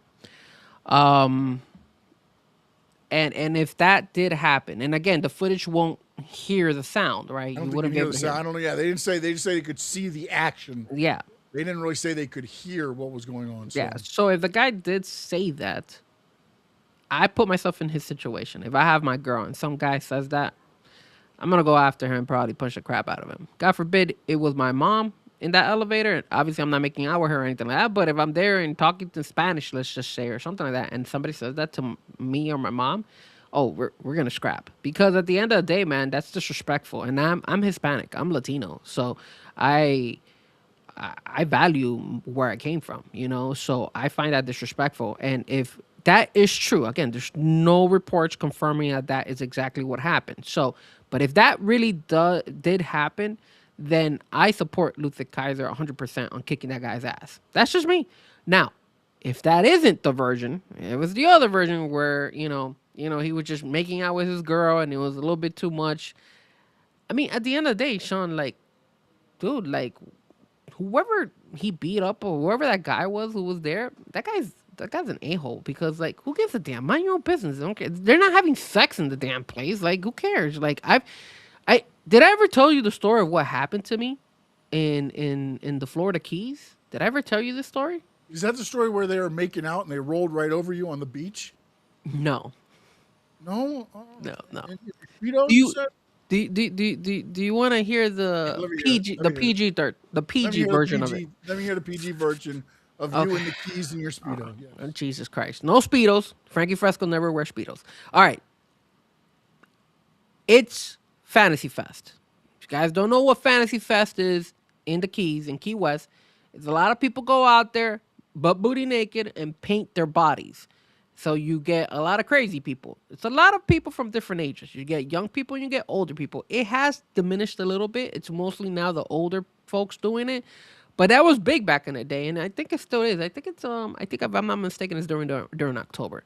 So, my friends, I used to work down in the Florida Keys. I worked in Key West for like about 2 years, and while I was down there, I'll never forget. My friends came into town. They were crashing in my place, and I was working. So I told them, "Hey, you guys go, and then I'll run into you guys. I'll catch you up when I'm done working." So I finished work. And at that time, there was no Uber, there was no Lyft, there was just taxis. So I grabbed it, went over there, hung out with them. I wasn't painted, I wasn't naked. Let me just clarify that. Make sure you guys know I wasn't one of the people who's butt booty naked, painted and stuff like that. I'm not I'm being Sean. told you're the mayor of FanFest in the Keys right now. That's what's been reported. I am not the mayor. I will say this: I did see some crazy stuff. If you guys know who Ron Jeremy is, right? Ron Jeremy.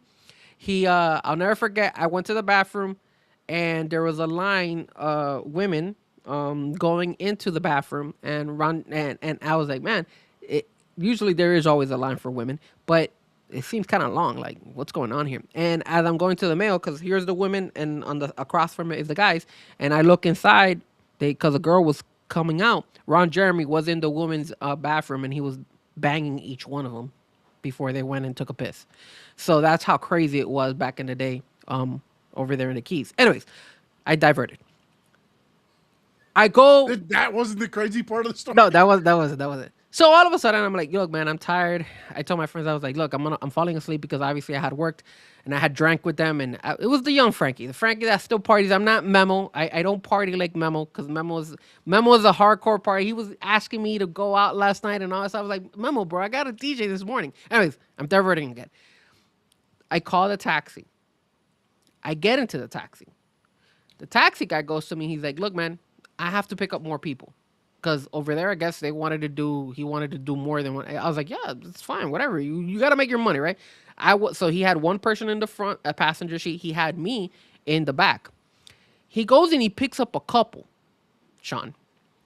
I'll never forget this, bro. I'm tired. I'm a little bit drunk. And then I see the girl and the guy making out hardcore once they come in. And I'm just, I feel so awkward because I'm like this. I'm like, what is going on here? Like, I'm like, at half asleep, half awake, but I could tell.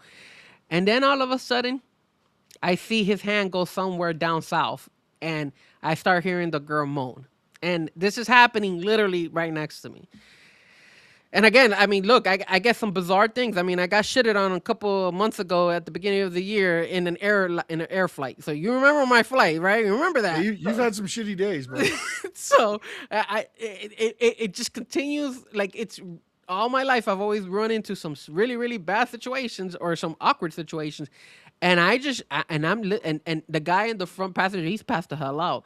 And the taxi man, I see him driving, and he's literally looking back because he wants to see what's going on back there. He knows how it works. and I'm looking at the guy. I'm like, yo, just hurry up, bro. Go drop these people off, bro. They're like literally. I mean, I was surprised. That guy's like, no, I'm going to drop you off, buddy. I was expecting this guy to probably pull down his pants and start like banging her right next to me. I was like, Jesus Christ. I would have been like, holy crap. And then what would have happened if the guy and the girl were like, hey, Frankie, do you want to join?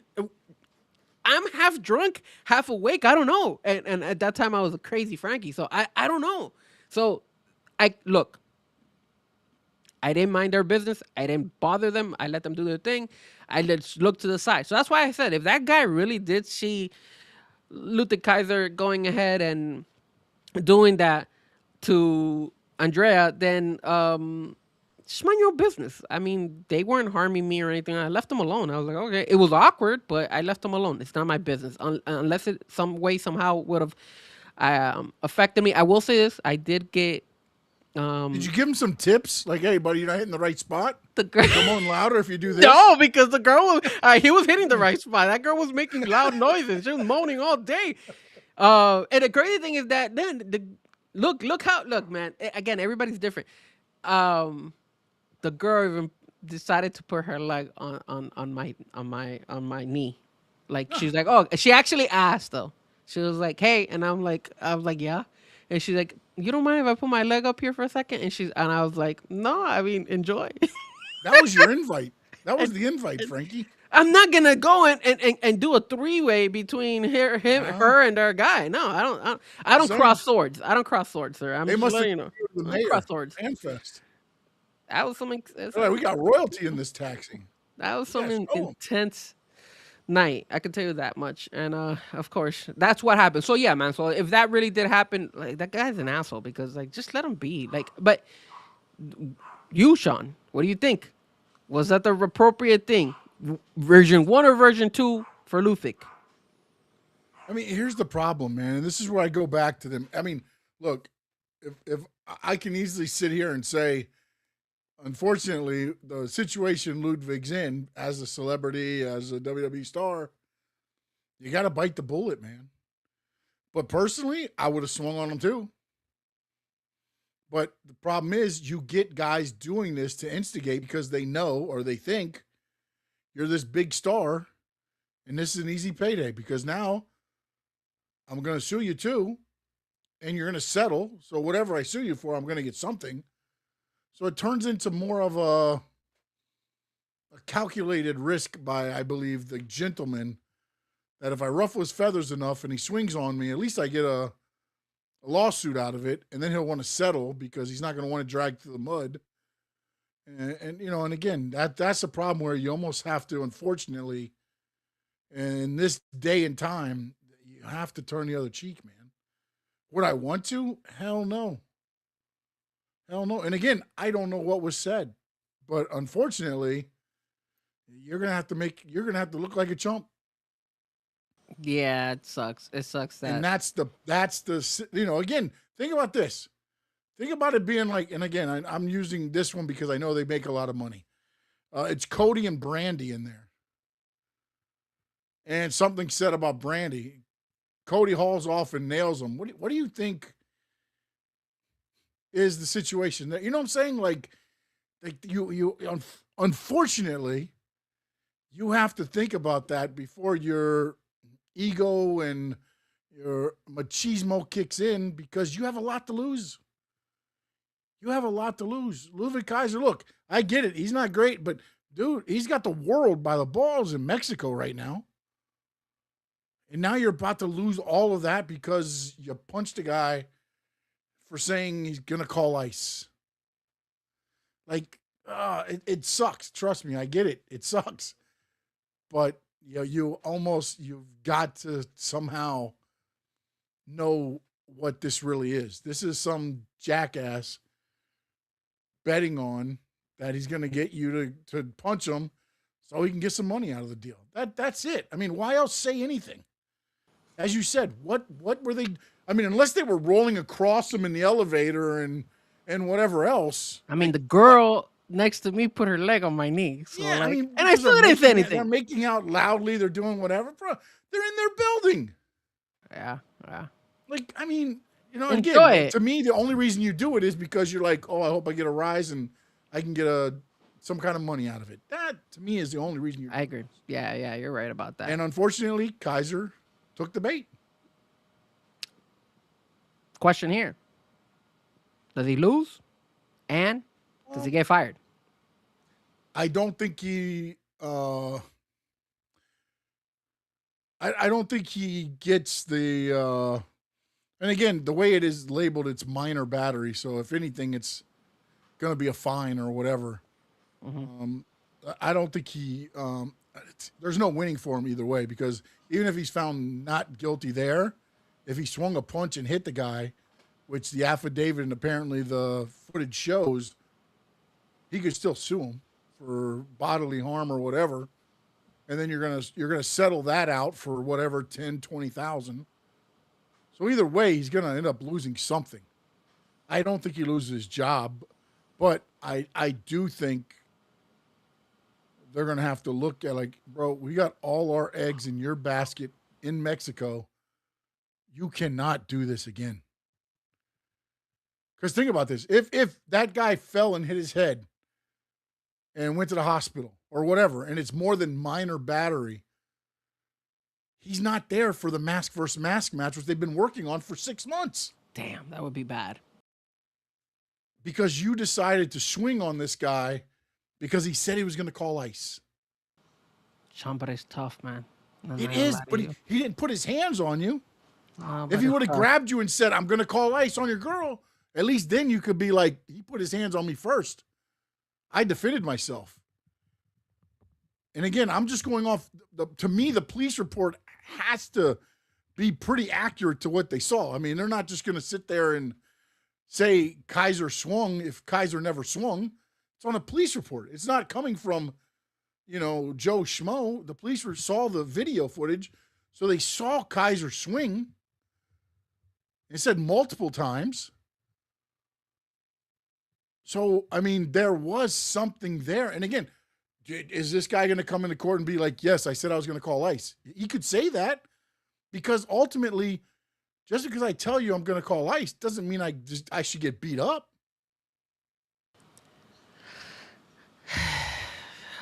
Again, man, I just, like, if he said something like that to my mom, I would fight back. I would say something. It might tick me off. And if you pick me on a wrong day. You could say something, Frankie. And then when he touches you, now you got authority. You say something back until he touches you. Once he touches you, then it's self-defense. You touched me first, I acted. But to just start punching the crap out of him for him saying, I'm going to call ice, like, you can't defend that, man. As much as I want to, you can't just punch people for just saying stuff, even as stupid and silly and ignorant as it is. Unfortunately, that's what the greatest thing about this country is, and the worst thing about this country is. Everyone has freedom of speech. Yeah, man, and in a way, unfortunately, he kind of brought it to himself, because if he was doing all that, I mean, again, you're doing it I know they're building and all that stuff, but still. I mean, they could have waited until they got to the room. Or they could have waited until the guy left. Until the guy got off. Yeah. Again, I'm not saying that neither side, like what JBL's, both sides is BS. Like, the fact, one, that you're maybe possibly, again, I'm not a big PDA guy, so during the elevator, you leave yourself open to what happened. That guy could have not said anything. Once he said something, he left himself open to what could happen. And look, I'm going to tell you something. Punches, leaves himself open to whatever is going to happen. I'll reveal a little bit. I've done what Kaiser have done, but I didn't do it with somebody in the elevator outside of my girl. So I waited until everybody left, and then it was just me and her. And there you go. I started, we had a good time. But you got to be able to, it was a mistake. You have to be smarter. You have to be smarter, bro. That's the problem. Ultimately, that's the situation. Especially if the guy didn't touch him first. I mean, I get it. It's one of the most ignorant things you can say, but unfortunately, all he did was say it. Yeah. If he would have touched him and pointed and been like, that bitch is, I'm calling ice on that bitch, and poking him and everything else, now, dude, again, you get one or two punches in and you got to stop. You can't just go raging blind and start beating the crap out of the guy either, because now you're setting yourself up for more. Yeah, but you could throw one or two punches as self-defense. Yeah. But, I mean, that's the problem. That's the issue. So do you think he's going to lose, or do you think he's going to get fired? No, I don't think he gets fired, but I think it might hurt him a little bit in the eyes of the company as is this the guy we want to put all our eggs in his basket when he could just be gone tomorrow. Yeah, he not control himself. Yeah. Yeah. That is the problem now. Like if you're going to be outside in the, I mean, I look back to when like when they said Shawn Michaels was so immature, and I watched the Shawn Michaels Heartbreak Kid becoming Shawn Michaels or whatever the other night. Dude went to a bar, I believe it was in San Diego or somewhere, and there's a whole bunch of Marines there. And he started talking to the Marine's wife. Yeah, and the next thing you know, I think it was 1-2-3 Kid and Davey Boy Smith, I think, were the two that were with him. All of a sudden, you got all these Marines around him just beating the crap out of him. Because again, it's like, what do you not know? Like, especially as a wrestler, people are gonna. That was the one thing. I mean, I think we talked about this before. When you were a bad guy and you came into an area and you were at a bar and somebody came up to you and tested you, you had to fight. Yeah. You had to defend that you were this tough guy. Yeah. That's why you shouldn't be out as a bad guy in public, because then you can get tested. Good guys, everybody wants to be with. Bad guys, they want to see really how tough you really are. Are you as tough inside those ropes as you say you are? That's a good point. That's what happens. You have to be able to, especially in this day and time, you have to be the better man, as hard as it is, unless you're provoked. Again, especially with footage. There's video footage. Like if he's poking you or touching you and you swing twice, now there's a thing saying he touched you first. Obviously, in this thing, it's just he said words, and then, at least by the police report that they say, he just started swinging. That's a bad look. But again, it's simple battery, which I don't think it would be like a fine and stuff, but I think it does put a little bit of a what do we do with him going forward, because I mean it's going to be tough, man. I think he wins. And I think they sit him down and they tell him, "Hey, man, we're gonna give you another shot, and if you pull this crap again, if you can't control your ego or whatever, your temper, we're gonna let you go." So I think he gets a strike. He gets a slap in the hand. At this point, move him to Mexico, man.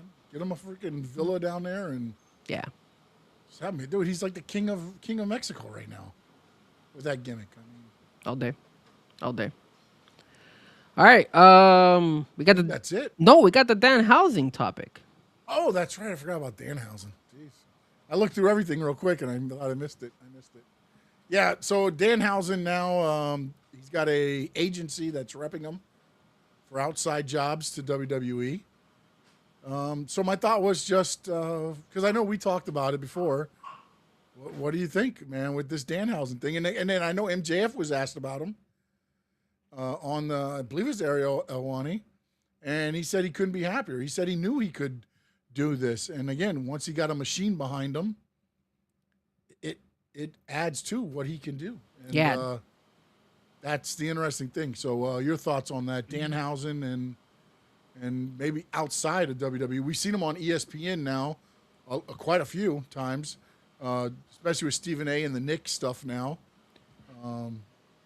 Look, the Knicks have lost since he did the uncursing, right? So, look, man, I don't know if this is they gotta investigate that, because dude, if he's actually cursed the Cleveland Cavaliers and they haven't won a single basketball game, they're if they don't win tonight, the Knicks are in the finals. They haven't been in the finals since back in the day with John Starks and Patrick Ewing and all those guys. So, hey, man, the machine is feeding us Danhausen, and it's impressive. And the guy is taking full advantage of it, and him making every single appearance on ESPN. Then on top of that, cursing and actually coming into fruition, that situation, that's actually interesting. That's actually impressive, because now, I mean, I'm willing to hire him and curse the whole AFC our division. That way the Dolphins could win the division on our side, bro.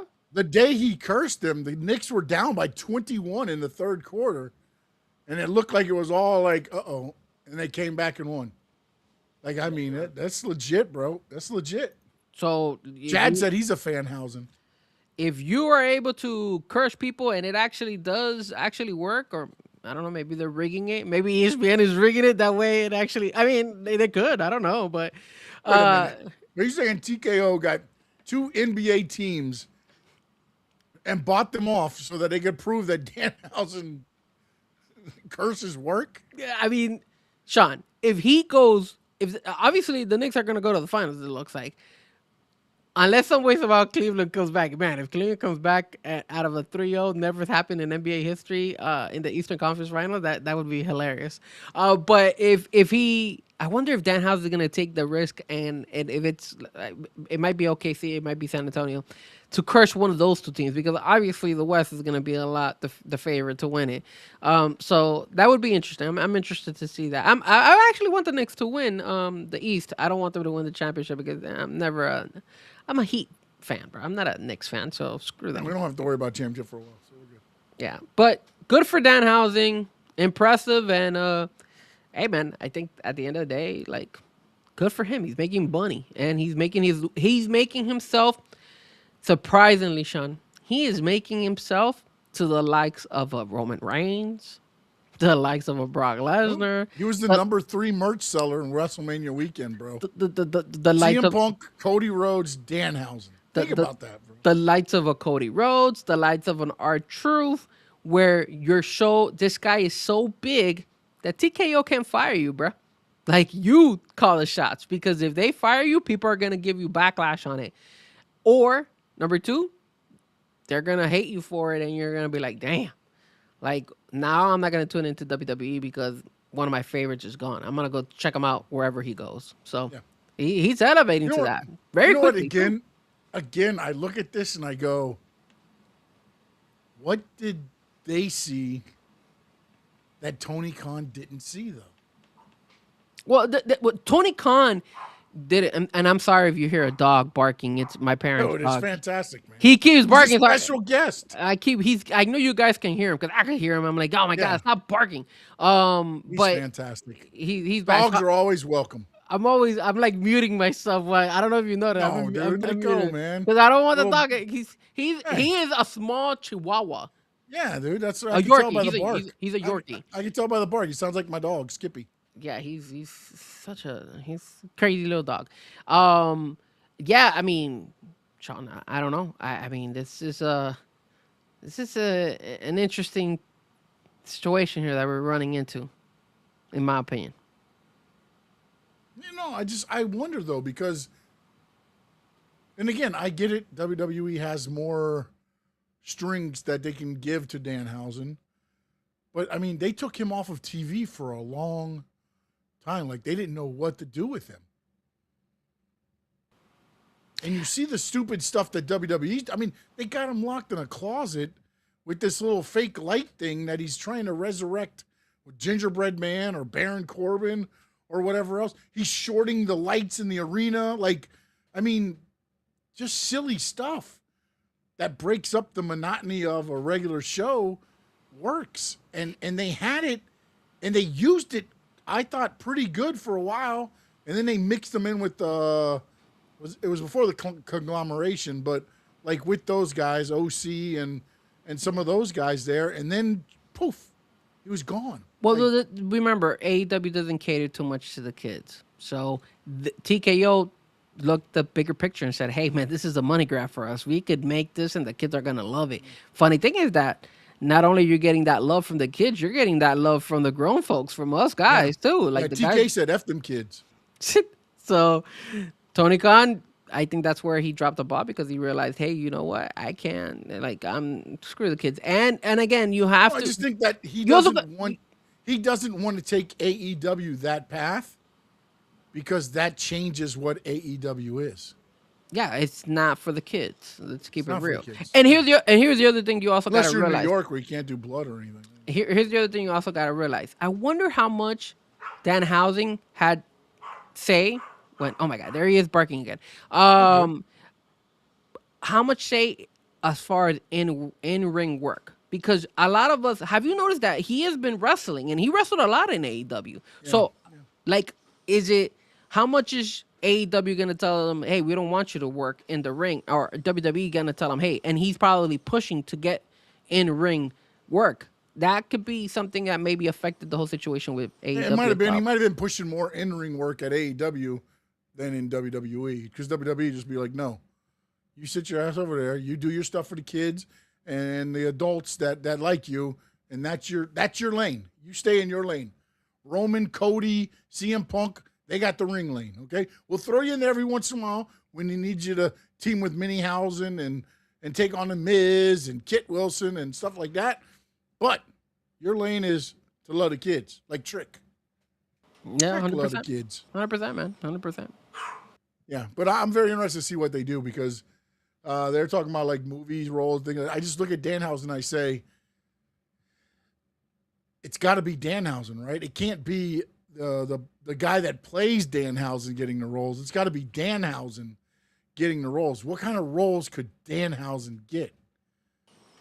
That is a good question. That I don't know about all that. I could see him on some like sitcoms or shows like that, and then doing a special appearance or something and doing some stupid stuff. But yeah, you know what they should do? They should have him record a botch show of highlights called "You Got Cursed," and it's like they're going up to the top rope and falling off, like what happened with who was that the other night? So Ruka? No. Oh no, it was last night on the free call and on the buy-in show. I didn't watch whole buy-in. They did the pyramid power bomb thing. Okay. And QT Marshall was up on the top rope. And these jackasses got coconut water because the match was sponsored by coconut water, and started hitting everybody. So the coconut water went flying everywhere on the turnbuckle of the ropes. So QT Marshall went to jump off the top rope, and it slipped, and then boop, fell outside. Oh, I gotta watch that. I didn't watch that. I didn't see that. Yeah, I didn't see that. Yeah, that's what it was. And he fell to the outside, and I was like, oh. No wonder you were so tired. You watched the buy-in hour. Yeah, too. man, I watched the buy-in. Oh, dude, you don't understand. I watched the Indianapolis 500. Then I got a little bit of break. Then I started watching the Coca-Cola 600. I watched Inter Miami, and then at the same time had AEW going. Like it was a big time day yesterday. I mean, 10 goals in the Inter Miami game, buddy. 6 by us. Talk about not knowing what defense is, huh? Yeah. I was watching that game. I was watching with my dad. I think Philadelphia Union was like, kick it out in front of the old guys and we'll beat them. Well, so bad. I got into a huge argument with my dad because I think it was like the second goal where Luis Suarez is in the middle. And my dad is like, oh, that's a great goal by Luis Suarez. I said, Dad, they left him wide open in the middle. It was literally him and the goalie. Like, it was so bad. He got it from the chest, and the only guy around him was another Inter Miami guy right next to him. I'm like, that's horrendous defense. Yeah, I played defense. But yeah, man, so, yeah, we'll see what happens. I like the idea, though. Or you know what he could do? He could do a podcast. Yeah, I don't know the voice. Supposedly, he's got to drink, like, a lot of water and... Yeah, I think you told me that, right? Yeah. He has problems. Right? Yeah, if you guys watch Chris Van Fleet when his interview about a year or 2 years ago, he's without his face painting, so you'll see a different side from him because he's not painted. And then at the same time, you will see him talk about his throat situation where he has to literally take it easy because it kills his throat. And yeah, that's what happened with him. Yeah, and then he also, Chris Van Fleet came out today. I don't know if you saw his post. I know Anthony, I think, shared it with us. Every match on Clash in Italy is a rematch. That TKO, baby. That TKO. They're bringing back the VKM method. And no, Tony did not share that. I did, sir. Did you share? So then Tony responded under what it looked like. Tony I thought Tony had shared it and put the thing underneath it. Oh, okay. All right, sorry. Because if you look I apologize. If you look at the matches, I should have known Mr. AEW was posting it. I saw that and I was like, oh my God, look at this crap. Why am I not surprised? Talk about great storytelling, right? It's like terrible. You see this all panning out again where it's all the same guys Frankie, all over again. We can't really talk a lot here, buddy. We can't talk, bro. You can't talk. I could talk. Do you know how many rematches were last night? I could talk a little bit, just a You know little how many bit. rematches were last night? Just a little bit. How many rematches were last night? Sean, there was different stipulation in those rematches. Oh, yes. So that makes it different. Yeah. All right. What stipulations in the Brock over Femi? Nothing. The Jay Cargill, Rhea, nothing. Soul and Becky, nothing. I'll let the Jacob Fatu Roman Reigns because there's a stipulation now. And then the Cody and Gunther, we didn't. What stipulations on that one? Nothing. So I'll let that one. I'll let the Roman one slide. But the other ones, and we didn't talk about Saturday Night Main Event recap. Wasn't Darby and MJF for the heavyweight title last time? But it wasn't FTR bald. versus Edge and Christian for the tag team title. But it was retirement.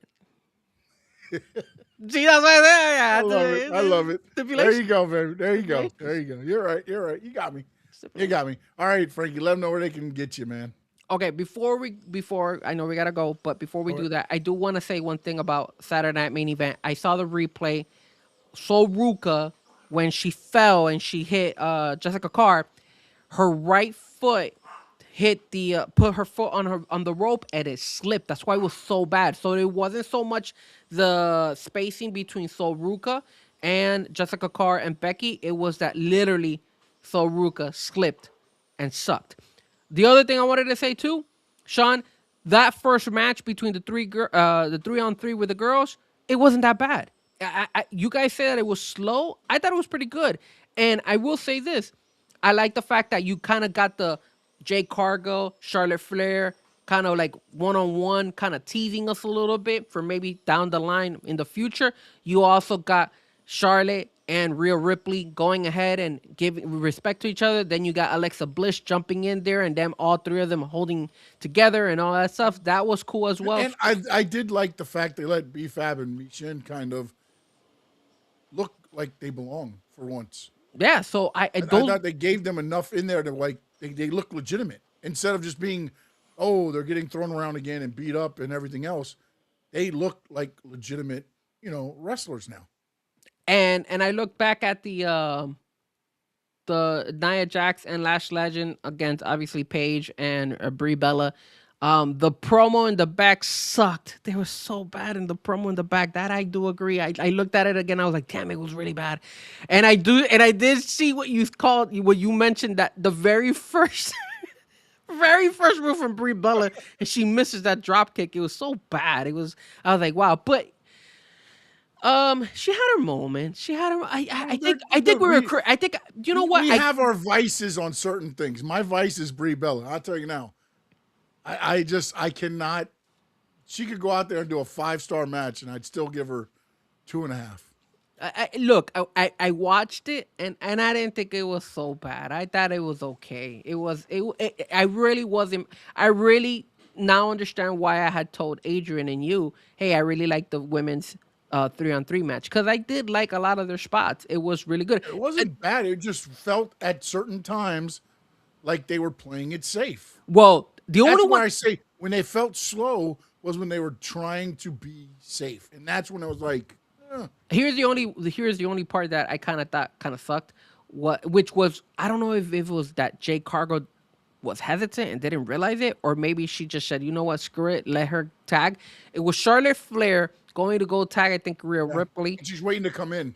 And she's in the ring, she's just waited. She put her foot on there, and then she waited, and then Charlotte goes to reach, so then she comes in the ring, but then Charlotte's still selling, and she's like, I'm waiting. So I don't know if it was because Charlotte Flair, she felt that Charlotte Flair wardrobe malfunction was getting worse, because it was bad at that time. So maybe that's why she said, "Oh, you know what? Let me let her get the tag, because I don't want her booty all out." As flat as it is any booty coming out? Yeah, but you still see something. Unfortunately, I know it's flat, but you still see something. So I don't know if that was her. I don't know if that was her either looking out and being smart about it and be like, you know what? Let me let her tag, or maybe she just was really clumsy and said, whatever. I don't get it. I'm lost. Let's just let her tag. I don't know. I'm leaning more towards the second one, but I'm just saying that's what I thought. So yeah, no, I just thought the timing wasn't there. Because again, what you do is And also, it was B-Fab or Mishin. One of them, they tagged too quick. You're supposed to let the baby get there, jump for the tag, and then you tag your partner so that it's kind of like the timing. But, yeah, they did. They kind of set Jade up on that one. I think they were tired of taking it and beating up. And they're like, here, Jade, you go do some stuff. And going back to the Soul Ruka with Becky Lynch. Remember I told you that she got on the turnbuckle and she flipped and she did that move? She landed on her knees. That's why that looked so awkward. Because I remember, I think it was Adrian who said, oh, no, she does that all the time. No, she landed on her knees. And apparently she got hurt. And I think there's rumor on the street is that I think it was Ethan Page who got hurt. I think it's Ethan and Soul Ruka are the ones that got hurt out of that Saturday night main event. I know Soul Ruka is one of them, but Ethan... Well, she landed on her tippy toes and then fell forward to her knees and then tried to stand up and do it. And, yeah, so, I mean, it's just you can't over-rotate that, though. You've got to... That's the problem with, like, all these people that got all these crazy moves that you're doing flips into. Once you leave your fleet, you don't know where... And the other problem is... Like I said, I was like, Becky could have helped her, but Becky would have caught the brunt of the blow because Becky would have had to come up at the same time she's launching in. And then, I mean, you're going to eat that clothesline. You got to make a business decision. So Becky made the business decision for her. So. She's like, I'm not taking that. Yeah. I'm not taking that. I got my daughter I'm taking home now. But like I told you, man, I thought it was, I think we were a little bit too harsh. I think it was a little bit too harsh. That's just my opinion. I feel like that Becky Soul Ruka was terrible. I will say that. I think the women was not that bad. The 3-on-3, and then the Brie and Paige. Yeah, but my whole problem is like if you're gonna give us that, give us a good main event. I'm not saying Street Profits and Vision wasn't a good match. They should have given Penta that. The main event with Ethan. I mean, in that case, yeah, you could have done that. You could have started Penta, and at least you could have vice versa, put it around. But like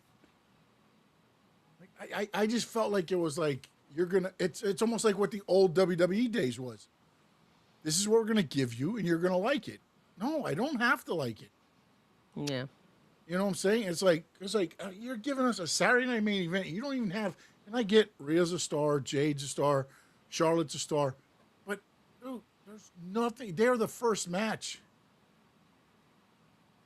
and then you don't even have Seth come out to help the Street Profits, or even freaking Joe Hendry. You don't even have anything like that. It's like you do nothing. You're just like, here you go. This is your. You got Braun. You're gonna got Braun Breaker.